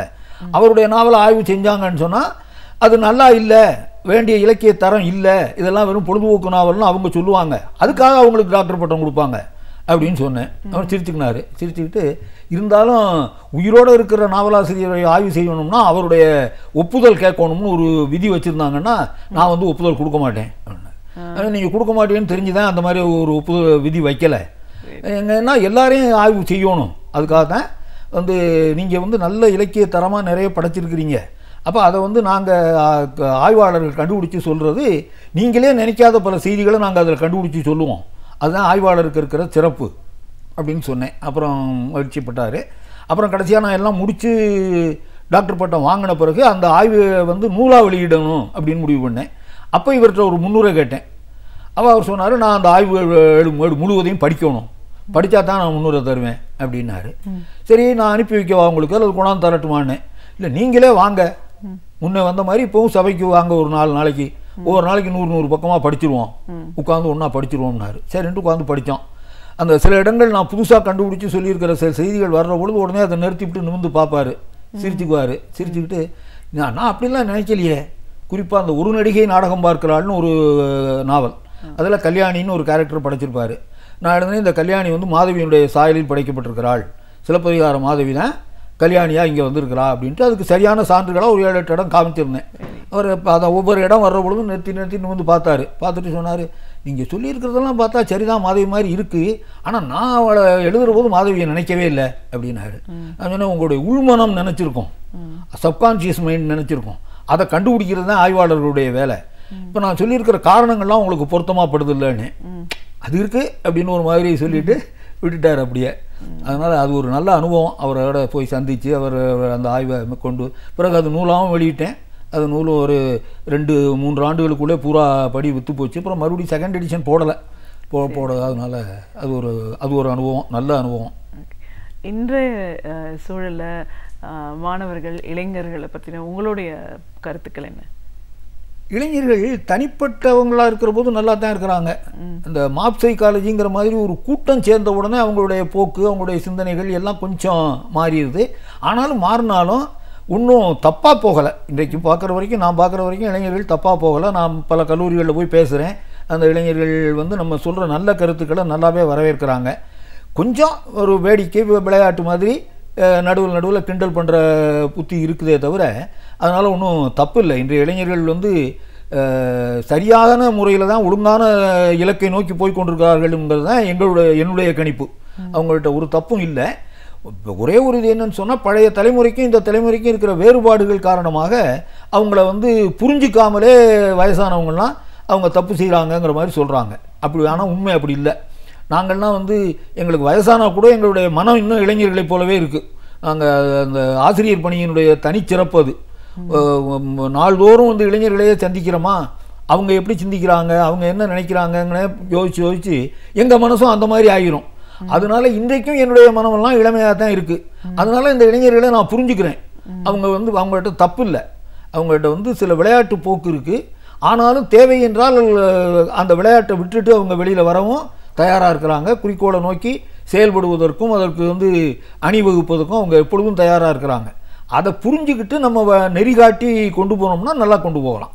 ஆனால் என்னுடைய கருத்து என்னன்னு சொன்னால், இன்றைக்கி இளைஞர்களை நெறிப்படுத்துவதற்கு சரியான தலைமை இல்லை, அதுதான் பிரச்சனை. அது இருந்துச்சுன்னு சொன்னால் இன்றைக்கு இந்த இளைஞர்களை வச்சு நம்ம எவ்வளவோ சாதிக்கலாம். விவேகானந்தர் சொன்ன மாதிரி எனக்கு 1000 பேர் கொடுங்க, நான் வந்து இந்தியாவையே மாற்றுகிறேன்னாரே, இப்போ 1000 பேர் ரெடியாக இருக்காங்க. அவங்கள வச்சு இந்தியாவை மாற்றுகிற தலைவர் இப்போ இல்லை.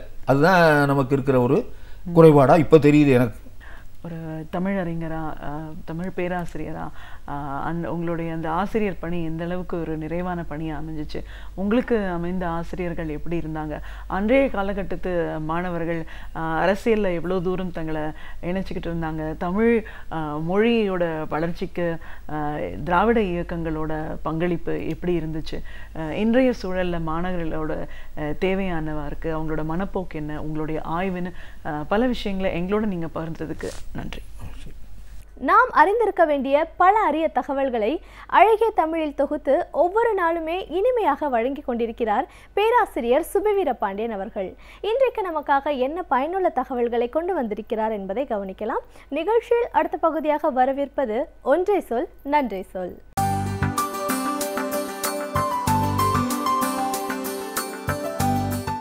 அனைவருக்கும் என் அன்பு வணக்கம். இன்றைக்கு புத்தகங்கள் படிக்கிற பழக்கம் குறைந்து போயிருக்கிறது என்கிற கவலை படித்தவர்களிடம் இருக்கிறது. படிப்பு என்பது தொடர்ச்சியானது. அது ஏதோ ஒரு பள்ளிக்கூடத்தோடு மட்டும் தொடர்புடையது என்று நாம் கருதினால் படிப்பை புரிந்து கொள்ளவில்லை என்று பொருள். எனவே புத்தகங்கள் படிக்கப்பட வேண்டும். ஆனால் அதே நேரத்தில் இன்றைய இளைய தலைமுறையினர் யாரும் எதையும் படிப்பதே இல்லை என்று நாம் கருதிவிடக்கூடாது. படிக்கிற தளங்கள் மாறியிருக்கின்றன. நாம் நூல்களை படித்து பழகியவர்கள். நாம் என்று சொல்லுவது என் வயது ஒத்த தலைமுறையினரை நான் குறிப்பிடுகிறேன். ஆனால் இன்றைய இளைஞர்கள் அப்படி அச்சு ஊடகத்தில் படிக்காமல் மின்னணு ஊடகத்தில், அதாவது கணிப்பொறியில் படிக்கிற பழக்கமுடையவர்களாக இருக்கிறார்கள். மணிக்கணக்கில் கூட அந்த திரையில் அவர்கள் படிக்கிறார்கள். அவர்களால் நூலை படிக்க முடியவில்லை, என் போன்றவர்களால் திரையை படிக்க முடியவில்லை. எப்படி இருந்தாலும் குற்றமில்லை. யாருக்கு எது வாய்ப்பாக இருக்கிறதோ அந்த தளத்தில் நின்று படிப்பதே சரியானது. ஆனால் அந்த படிப்பும் கூட அளவு குறைந்திருக்கிறது என்பது உண்மை. அதே நேரத்தில் படிப்பு என்பது சித்திர கதைகளாக வருகிற போது சின்ன பிள்ளைகள் கொஞ்சம் படிக்கிறார்கள், அதையும் நாம் பார்க்கிறோம். அதுதான் உண்மையான சூழல் என்றால் நாம் என்ன செய்ய வேண்டும்? நம் இடத்திற்கு இளம் பிள்ளைகள், சிறுவர்கள் வர வேண்டும் என்று எதிர்பார்ப்பதை விட அவர்கள் இருக்கிற இடத்திற்கு நாம் போக வேண்டும் என்று முடிவு செய்வது தான் சரி. அப்படி மலேசிய நாட்டு இதழ் ஒன்று முடிவு செய்து தமிழர்களின் இலக்கியமான சிலப்பதிகாரத்தையும் மணிமேகலையையும் சித்திரக்கதையாக வெளியிட்டிருக்கிறது. யாரை கொண்டு வெளியிட்டிருக்கிறது என்றால், தமிழகத்தின் தலைநகரில் பம்மல் பகுதியில் நம்மோடு வசித்து கொண்டிருக்கிற ஓவியர் ஷேக் அவர்களின் மூலமாக அதனை செய்திருக்கிறது. ஓவியர் ஷேக் அவர்களை தமிழகம் எந்த அளவுக்கு பயன்படுத்தி கொண்டிருக்கிறது என்பது வேறு செய்தி. ஆனால் அந்த மலேசிய நண்பன் என்கிற அந்த பத்திரிகை முழுமையாக அவரை பயன்படுத்தி கொண்டு சிலப்பதிகாரத்தையும் மணிமேகலையையும் மிக விரைவில் படித்துவிடக்கூடிய அளவுக்கு எளிமையாக கதை போக்கை அந்த சித்திரங்களின் மூலம் கொண்டு வந்திருக்கிறார். அந்த சித்திர கதைக்கான சுருக்கத்தை மணிமேகலை, சிலம்பு இரண்டுக்குமே எழில் எழுதியிருக்கிறார், ஷேக் வரைந்திருக்கிறார். எழில் என்பது பேராசிரியராக இருந்து ஓய்வு பெற்ற ஈஜே சுந்தர் அவர்கள். அவர்தான் அந்த சிலப்பதிகாரத்தையும் மணிமேகலையையும் சுருக்கமாக அந்த கதையை கொண்டு வந்திருக்கிறார். அது மிக கடினமான பணி. ஓவியம் வரைவது எவ்வளவு கடினமானதோ அதே அளவுக்கு சிலப்பதிகார கதையை இத்தனை பக்கங்களுக்குள் சுருக்கி கொண்டு வந்து விடுவது என்பதும் கடினமானது தான். சிலம்பை கூட கொண்டு வந்து விடலாம். மணிமேகலையை அப்படி சுருக்கமாக கொண்டு வருவது மிக மிக கடினம். காரணம், உலகத்திலேயே மணிமேகலையில் இருக்கிற அளவுக்கு இத்தனை கிடைக்கதைகள் வேறு காப்பியங்களில் இருக்குமா என்று சொல்ல முடியாது. பொதுவாக மகாபாரதத்தை சொல்வார்கள். இராமாயணத்திலும் கிடைக்கதை உண்டு. ஆனால் மகாபாரதம் என்பது எண்ணிறந்த கிடைக்கதைகளை உடையது.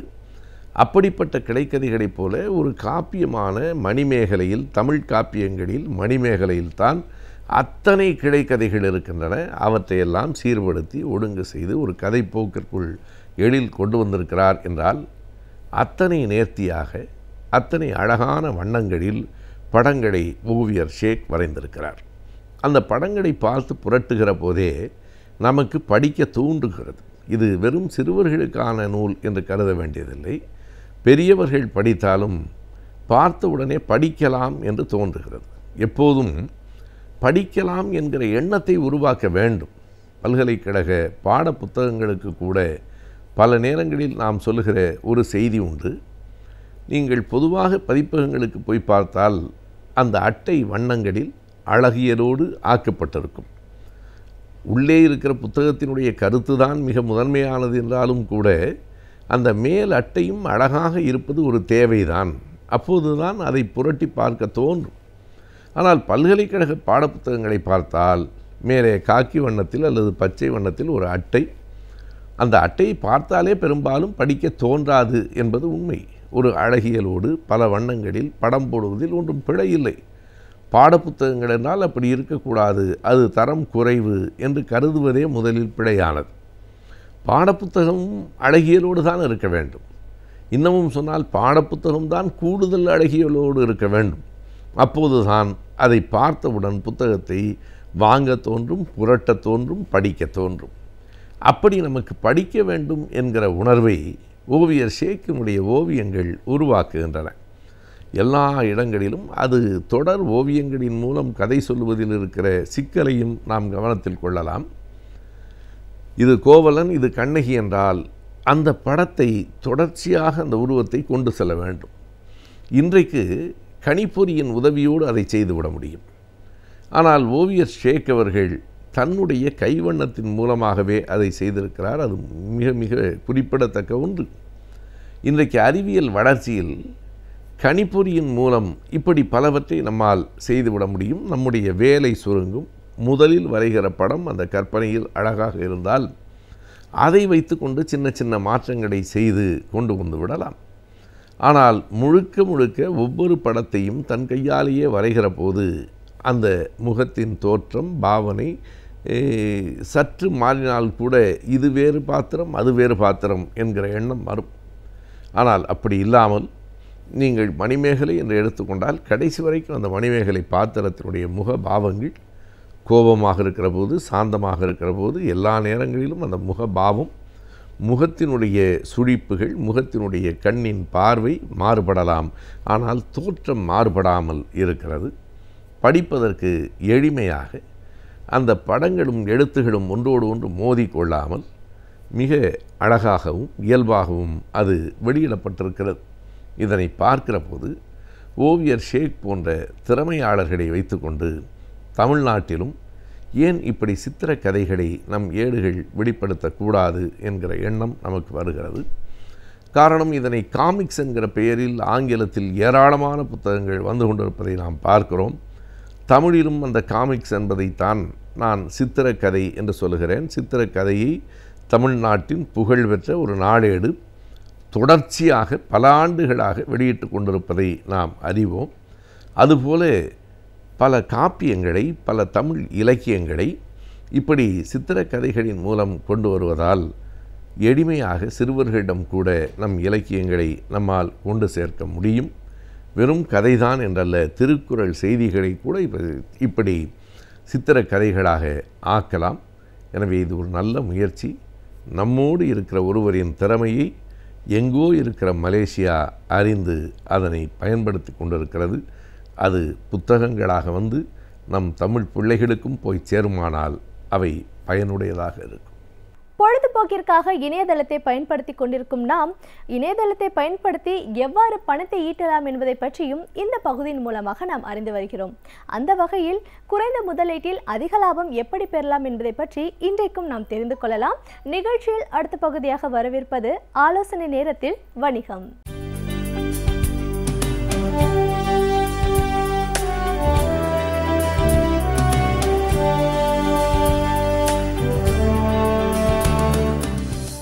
வணக்கம். இந்த நிகழ்ச்சியில் வந்து ஒரு வாரமும் தொழில் சம்மந்தப்பட்ட ஆலோசனைகளையும், தொழிலுக்கு தேவையான தொழில் அபிவிருத்தி ஆலோசனைகளையும், தொழிலில் எப்படி இன்வெஸ்ட் பண்ணலாம், என்ன மாதிரிலாம் ப்ராப்ளம் வந்ததுன்னா எப்படி ஃபேஸ் பண்ணலாம், ஸோ அதுக்கு என்ன வழிமுறைகள்லாம் நம்ம கண்டுபிடிக்கணும் அப்படிங்கிறதெல்லாம் சொல்லியிருந்தேன். அதுலேயே வந்து நிறைய வாரங்களில் வந்து ஒரு கம்பெனிக்கு தேவையான முதலீடு எப்படி பண்ணலாம், இன்றைக்கி பேசக்கூடிய வந்து ஸ்டார்ட் அப் கேபிட்டல்னு சொல்லக்கூடியது, digital India, make in India, நிறைய ஸ்கீம்ஸு, சென்ட்ரல் கவர்மெண்ட் ஸ்கீம்ஸு என்னென்ன இருக்குது எல்லாத்தையும் வந்து ஆல்மோஸ்ட் எல்லாமே கவர் பண்ணி ஒரு வாரமும் இது வரைக்கும் சொல்லிட்டு வந்திருக்கேன். அதில் வந்து இப்போ தொடர்ச்சியாக வந்து ஒரு கொஞ்சம் வாரமாக நான் பேசிகிட்டு இருக்கிறது வந்து இன்வெஸ்ட்மெண்ட் சம்மந்தமாக பேசிகிட்டு இருக்கேன். அதில் வந்து இப்போ வந்து அதிகமாக பேசக்கூடிய வந்து பிட்காயினை பற்றி ஒரு 4 வாரம். பிட்காயினை பற்றி நான் பேசின டாபிக் என்னென்னா, பிட்காயினோட அவேர்னஸ், அதை பற்றி தெரிஞ்சுக்கணுங்கிறது மட்டும்தான்.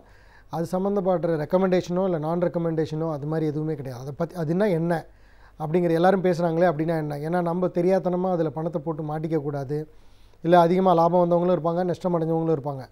என்னை பொறுத்த வரைக்கும் நான் சொல்கிற ரெக்கமெண்டேஷன், நான் சொல்கிற விஷயங்கள் வந்து இதை பற்றி தெரிஞ்சுக்கணுங்கிற விஷயமே தவிர எந்த விதமான ரெக்கமெண்டேஷனும் கிடையாது. ஸோ அதோட தொடர்ச்சியாக இன்வெஸ்ட்மெண்ட்ஸ் பற்றி பேசிகிட்டு இருந்தோம். அதில் கடைசியாக வந்து மியூச்சுவல் ஃபண்ட்ஸ் பற்றி பேசிகிட்டு இருக்கும்போது, ஒரு சிஸ்டமேட்டிக் இன்வெஸ்ட்மெண்ட் பிளான், மியூச்சுவல் ஃபண்டில் வந்து நிறைய டைப் இருக்குதுன்னு நான் ஏற்கனவே சொல்லியிருக்கேன். ஒவ்வொருத்தரோட ஏஜுக்கு ஏற்ற மாதிரி அவங்களோட மியூச்சுவல் ஃபண்டை தேர்ந்தெடுக்கணும். ஏன் மியூச்சுவல் ஃபண்டை தேர்ந்தெடுக்கணுங்கிறதுக்கு நம்ம முக்கியமாக சொல்லியிருந்தது வந்து, நம்மளால் ஒரு கம்பெனியில் ஒரு ஷேரில் நம்ம இன்வெஸ்ட் பண்ணும்போது அதோட ரிஸ்க்கு வந்து ஏற்ற இறக்கத்தோட சிங்கிள் ரிஸ்க்கு நமக்கு டைரெக்டாக வரும். நமக்கு இன்கேஸ் வந்து நம்ம வாங்கின ப்ரைஸுக்கும் நம்ம இப்போ இன்றைக்கி இருக்கிற மார்க்கெட் ப்ரைஸும் உடனடியாக கீழே இறங்கிச்சுன்னா, ஒரே ஸ்டாக்ஸில் நம்மளோட பணம் வந்து ஃபுல்லும் கீழே போகிறதுக்கும் வாய்ப்புகள் இருக்குது, மேலே போகிறதுக்கும் வாய்ப்புகள் இருக்குது.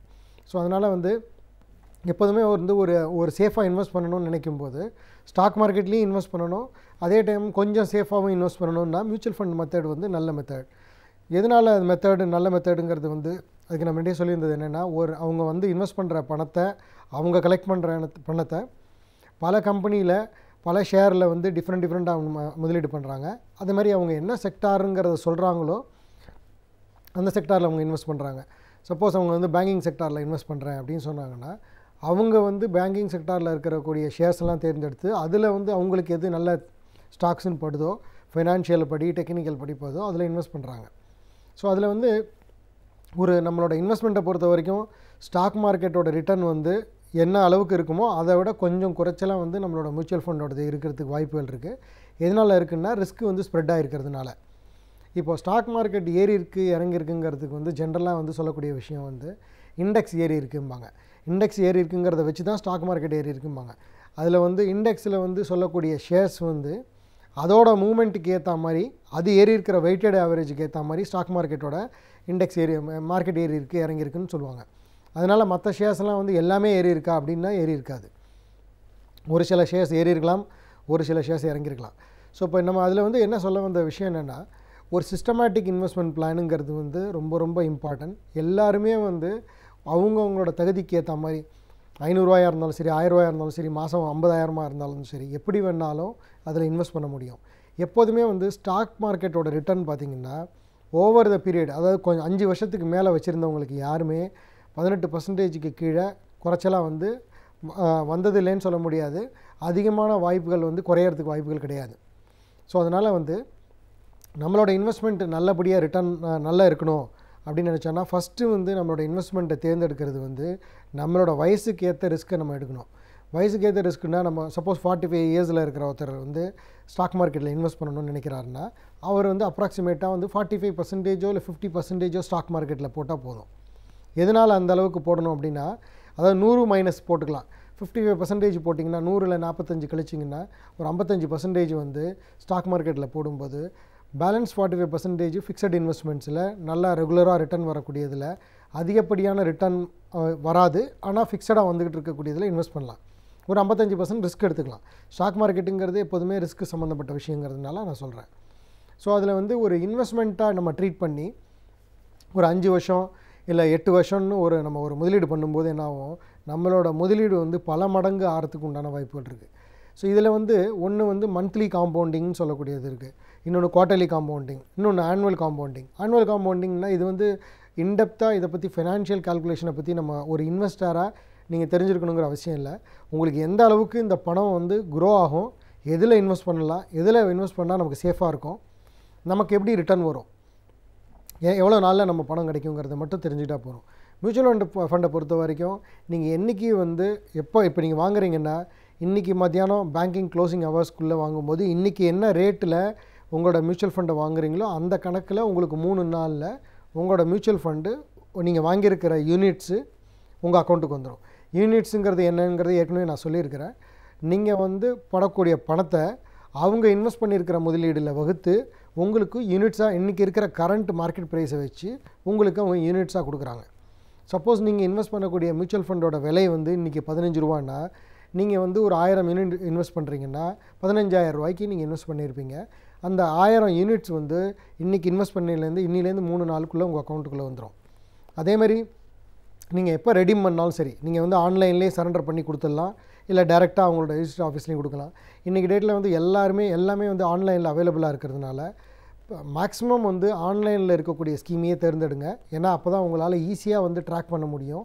நம்ம அந்த ரிடம்ஷனோ நம்ம இன்வெஸ்ட் பண்ணக்கூடியதோ உடனடியாக நம்மளோடது வந்து சேரும். இல்லைனா நிறைய ஃபார்மாலிட்டிஸை கம்ப்ளீட் பண்ணணும், இங்கே டாக்குமெண்ட் கம்ப்ளீட் பண்ணுங்கள், அங்கே டாக்குமெண்ட்டை கம்ப்ளீட் பண்ணுங்கிற மாதிரி ஆகிடும். ஸோ அப்படி பண்ணும்போது உங்களோட ரிடம்ஷன் கொடுத்தீங்கன்னா நீங்கள் என்றைக்கு கொடுத்துருக்கீங்களோ அதுலேருந்து 3வது நாளுக்குள்ளே உங்கள் பேங்க் அக்கௌண்ட்டுக்குள்ளே வந்து சேர்ந்துடும். ஸோ உங்களோட இது வந்து மியூச்சுவல் ஃபண்டு வந்து ஒரு குயிக்கான மெத்தட். ஸ்டாக் மார்க்கெட்டில் எப்படி வந்து T+3ன்னு சொல்லக்கூடியது இருக்கும், ட்ரேடிங் டே, என்றைக்கு ட்ரேடிங் டேயில் இன்வெஸ்ட் பண்ணுறீங்களோ அன்னிலேருந்து 3வது நாள் உங்களோட அக்கௌண்ட்டுக்குள்ளே ஷேர் இருக்கும். என்றைக்கு நீங்கள் விற்கிறீங்களோ அன்னிலேருந்து 3வது நாள் உங்கள் பேங்க் அக்கௌண்ட்டில் பணம் இருக்கும். இதுதான் T+3 செட்டில்மெண்ட்னு சொல்லக்கூடியது. அதே மாதிரி இந்த மியூச்சுவல் ஃபண்டில் இருக்குது. ஸோ இப்போ இந்த மியூச்சுவல் ஃபண்டில் இன்வெஸ்ட் பண்ணுறதை பொறுத்த வரைக்கும் சிஸ்டமேட்டிக்காக எப்படி இன்வெஸ்ட் பண்ணலாம், நம்ம இந்த இன்வெஸ்ட்மெண்ட்டை வந்து எதுக்கு ஈக்குவலாக நம்ம கம்பேர் பண்ணலாம், எவ்வளவு நம்மளோட பணம் வந்து க்ரோ ஆகுங்கிறத வந்து இன்னும் மேலே வர வாரத்தில் கூட பார்க்கலாம். அதில் முக்கியமாக வந்து இப்போ நீங்கள் பார்க்க வேண்டிய விஷயம் வந்து டேக்ஸ் ப்ராக்கெட்டுக்காக இன்வெஸ்ட் பண்ணக்கூடிய விஷயம் ஒன்று இருக்குது. டேக்ஸுக்காக இன்வெஸ்ட் பண்ணக்கூடிய மியூச்சுவல் ஃபண்டாக இருந்ததுன்னா கண்டிப்பாக அது லாக்இன் பீரியட் இருக்கும். ஏன்னா நீங்கள் வந்து நிறைய டைம் என்ன பண்ணுவாங்கன்னா ஒரு முதலீட்டாளர் இன்வெஸ்ட் பண்ணும்போது டேக்ஸ் சேவிங் ஸ்கீமில் வந்து தெரியாமல் இன்வெஸ்ட் பண்ணிட்டீங்கன்னா உங்களால் 3 வருஷத்துக்கு அந்த பணத்தை எடுக்க முடியாது. ஏன்னா அது டேக்ஸ் ரிபேட்டுக்காக நீங்கள் இன்வெஸ்ட் பண்ணக்கூடிய அமௌண்ட்டு. அதுக்கு பதிலாக உங்களுக்கு தேவை பர்பஸ் வந்து பணம் நல்லபடியாக க்ரோ ஆகணும் அப்படிங்கிற பட்சத்தில் நீங்கள் வந்து ஓப்பன் எண்டட்னு சொல்லக்கூடிய பணம் இன்வெஸ்ட்மெண்ட் ஸ்கீமில் மாதமோ இல்லை லம்சமோ போட்டுட்டு அதை நீங்கள் ட்ராக் பண்ணிகிட்டு இருந்தீங்கன்னா உங்களுக்கு நல்ல ரிட்டர்ன் வரும். இப்போ நம்மளோட க்ரோத்தை பொறுத்த வரைக்கும் பார்த்திங்கன்னா பேங்கிங் செக்டர் மியூச்சுவல் ஃபண்டு நல்லா இருக்குது. மிட் கேப் மியூச்சுவல் ஃபண்டுன்னு சொல்லக்கூடியது நம்ம இன்வெஸ்ட் பண்ணுற பணத்தை வந்து மிட் கேப்னு சொல்லக்கூடிய கம்பெனிஸில் அந்த மாதிரி செக்டாரில் மீடியம் இருக்கக்கூடிய கம்பெனிஸில் வந்து இன்வெஸ்ட் பண்ணி நான் அதில் ஷேர் ப்ரைஸை வச்சு நம்மளோட ரிட்டர்ன் நமக்கு வருது. ஸோ அதில் இன்வெஸ்ட் பண்ணுறாங்க. ஸோ இப்போ அந்த மிட் கேப்புங்கிற இண்டஸ்ட்ரி நம்ம நல்லா இருக்குது. இப்போது பவர் இண்டஸ்ட்ரீஸ் நல்லா இருக்குது, இன்ஃப்ராஸ்ட்ரக்சர் நல்லா இருக்குது, பேங்கிங் செக்டர் நல்லா இருக்குது. ஸோ இந்த மாதிரி ஸ்கீம்ஸில் நீங்கள் இன்வெஸ்ட் பண்ணும்போது உங்களோட முதலீட்டுக்கு உண்டான நல்ல ரிட்டர்ன் வரத்துக்கு உண்டான வாய்ப்புகள் இருக்குது. ஸோ பிஃபோர் இன்வெஸ்ட்மெண்ட் பண்ணும்போது முன்னாடியே நான் சொல்லியிருக்கிறேன், எவ்வளோ இன்வெஸ்ட்மெண்ட் பண்ணுறதா இருந்தாலும் சரி அதில் வந்து 4 பிரிச்சுட்டு 4 டிஃப்ரெண்ட் ஸ்டேஜில் இன்வெஸ்ட் பண்ணுங்கள். யாராலையும் எக்ஸாக்டாக இன்றைக்கி டேட்டில் இன்வெஸ்ட் பண்ணால் நாளைக்கு லாபம் கிடைக்குங்கிறது யாராலையும் சொல்ல முடியாது. யார் இது வரைக்கும் சொல்லியிருந்தாலுமே அவங்க முன்னாடி நடந்ததை வச்சு தான் நம்ம சொல்ல முடியுமே தவிர நாளைக்கு நடக்க போகிறத வந்து இன்றைக்கி யாருமே சொல்ல முடியாது. ஓரளவு நாளைக்கு இப்போ மார்க்கெட் நல்லா இருக்குது, நல்லபடியாக போகலாம், இந்த கம்பெனியோட ரிசல்ட் நல்லா இருக்குது, இதனால் இது மேலே போகலாம் அப்படின்னு நினைக்கலாமே தவிர 100% இதை கால்குலேட் பண்ணி யாருமே பண்ண முடியாது. ஸோ அதனால் ஒரு இன்வெஸ்ட்மெண்ட்டில் நீங்கள் கால்குலேட் பண்ணும்போது நான் இப்போ சொன்ன விஷயங்களை ஒரு மியூச்சுவல் ஃபண்டில் இன்வெஸ்ட் பண்ணும்போது இதில் இருக்கிற ஒரு பாயிண்ட்டையும் நீங்கள் செக் பண்ணிக்கோங்க. இதில் வந்து எப்படி இன்வெஸ்ட் பண்ணலாம், எவ்வளோ இன்வெஸ்ட் பண்ணால் எவ்வளோ லாபம் வருங்கிறத நான் மேலே வர வாரங்களில் நான் சொல்கிறேன். நன்றி, வணக்கம். நாம் கற்றுக்கொண்ட பல தகவல்களை மற்றவர்களோடு பகிர்ந்து கொள்ளும் பொழுதுதான் நம்முடைய வாழ்க்கைக்கு அவை எப்படி பயனுள்ளதாக இருந்ததோ அதே போன்று மற்றவர்களின் வாழ்க்கைக்கும் அவை பயனுள்ளதாக அமையும். அந்த வகையில் ஒவ்வொரு வாரமும் இந்த பகுதியின் மூலமாக பல பயனுள்ள தகவல்களை அறிந்து வருகிறோம். இன்றைக்கும் சில தகவல்களை தெரிந்து கொள்ளலாம். நிகழ்ச்சியில் நிறைவு பகுதியாக வரவிருப்பது கற்றலும் கற்பித்தலும்.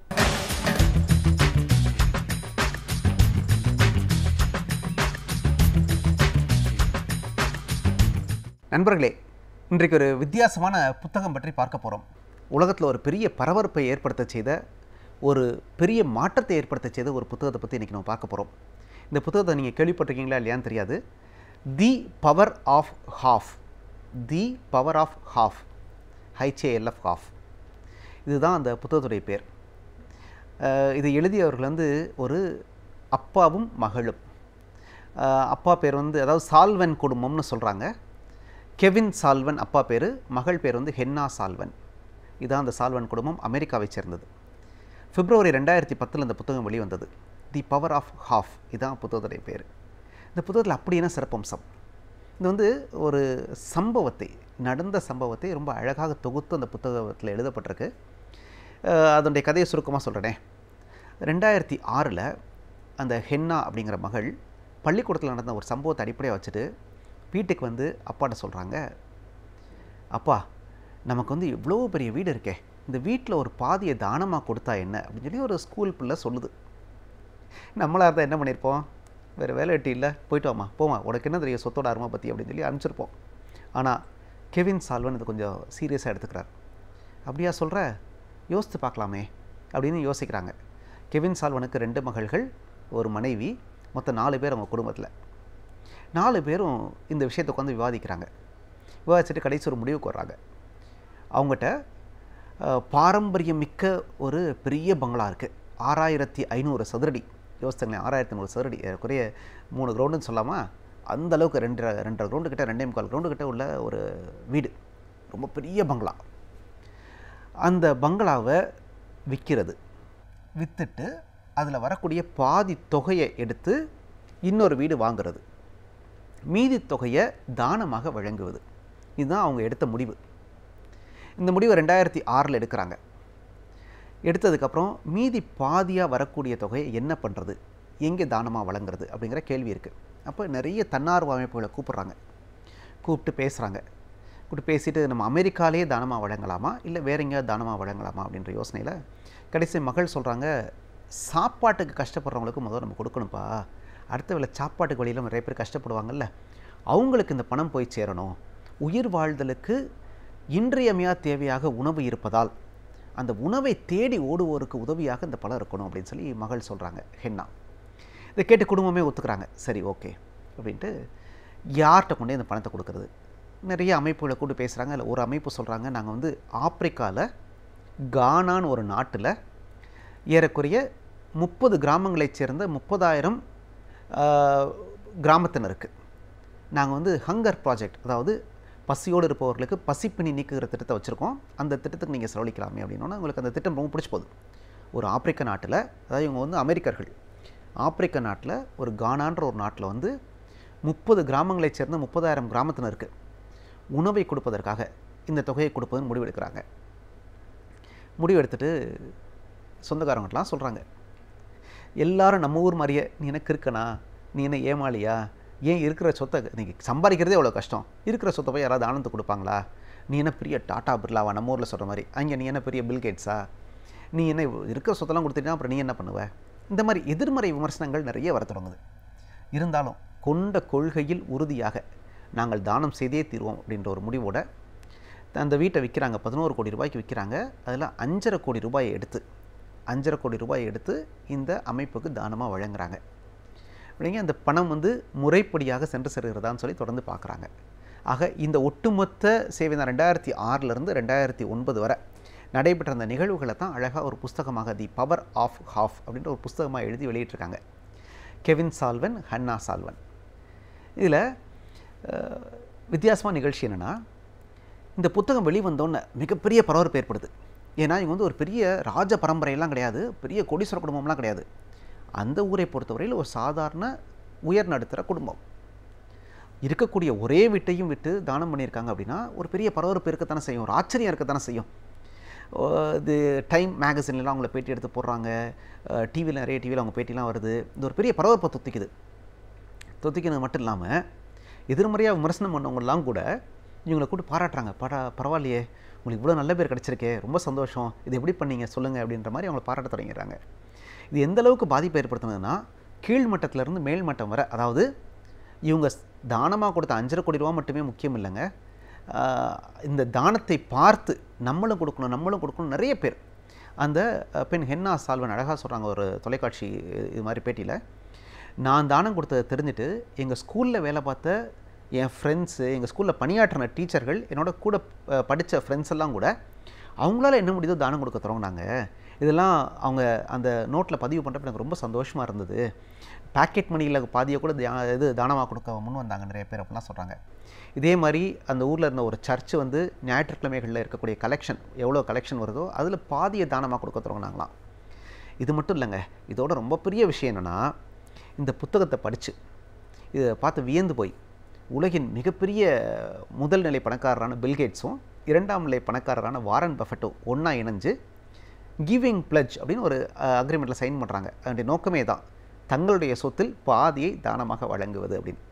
அதுவரை அவங்க 2 பேர் தானம் வழங்கி கொண்டு இருந்தாலும் கூட எவ்வளோ தான்ப்பா தானமாக வழங்குறது அப்படின்ற கணக்கு இல்லாமல் இருந்தது. நம்ம ஊரில் சொல்லணும்ல, ஆற்றுல கொட்டினாலும் அளந்து கொட்டணுமோம்ல, அந்த அளக்கிறதுக்கு இந்த புத்தகம் உதவியாக இருந்திருக்கிறது. அதுவரை ஒரு 40 விழுக்காடு தானமாக கொடுத்த அந்த பில்கேட்ஸ் இதை பார்த்த உடனே சரி 50 விழுக்காடு தானமாக கொடுப்போம் நம்ம சொத்தில் அப்படின்னு முடிவெடுக்கிறார்.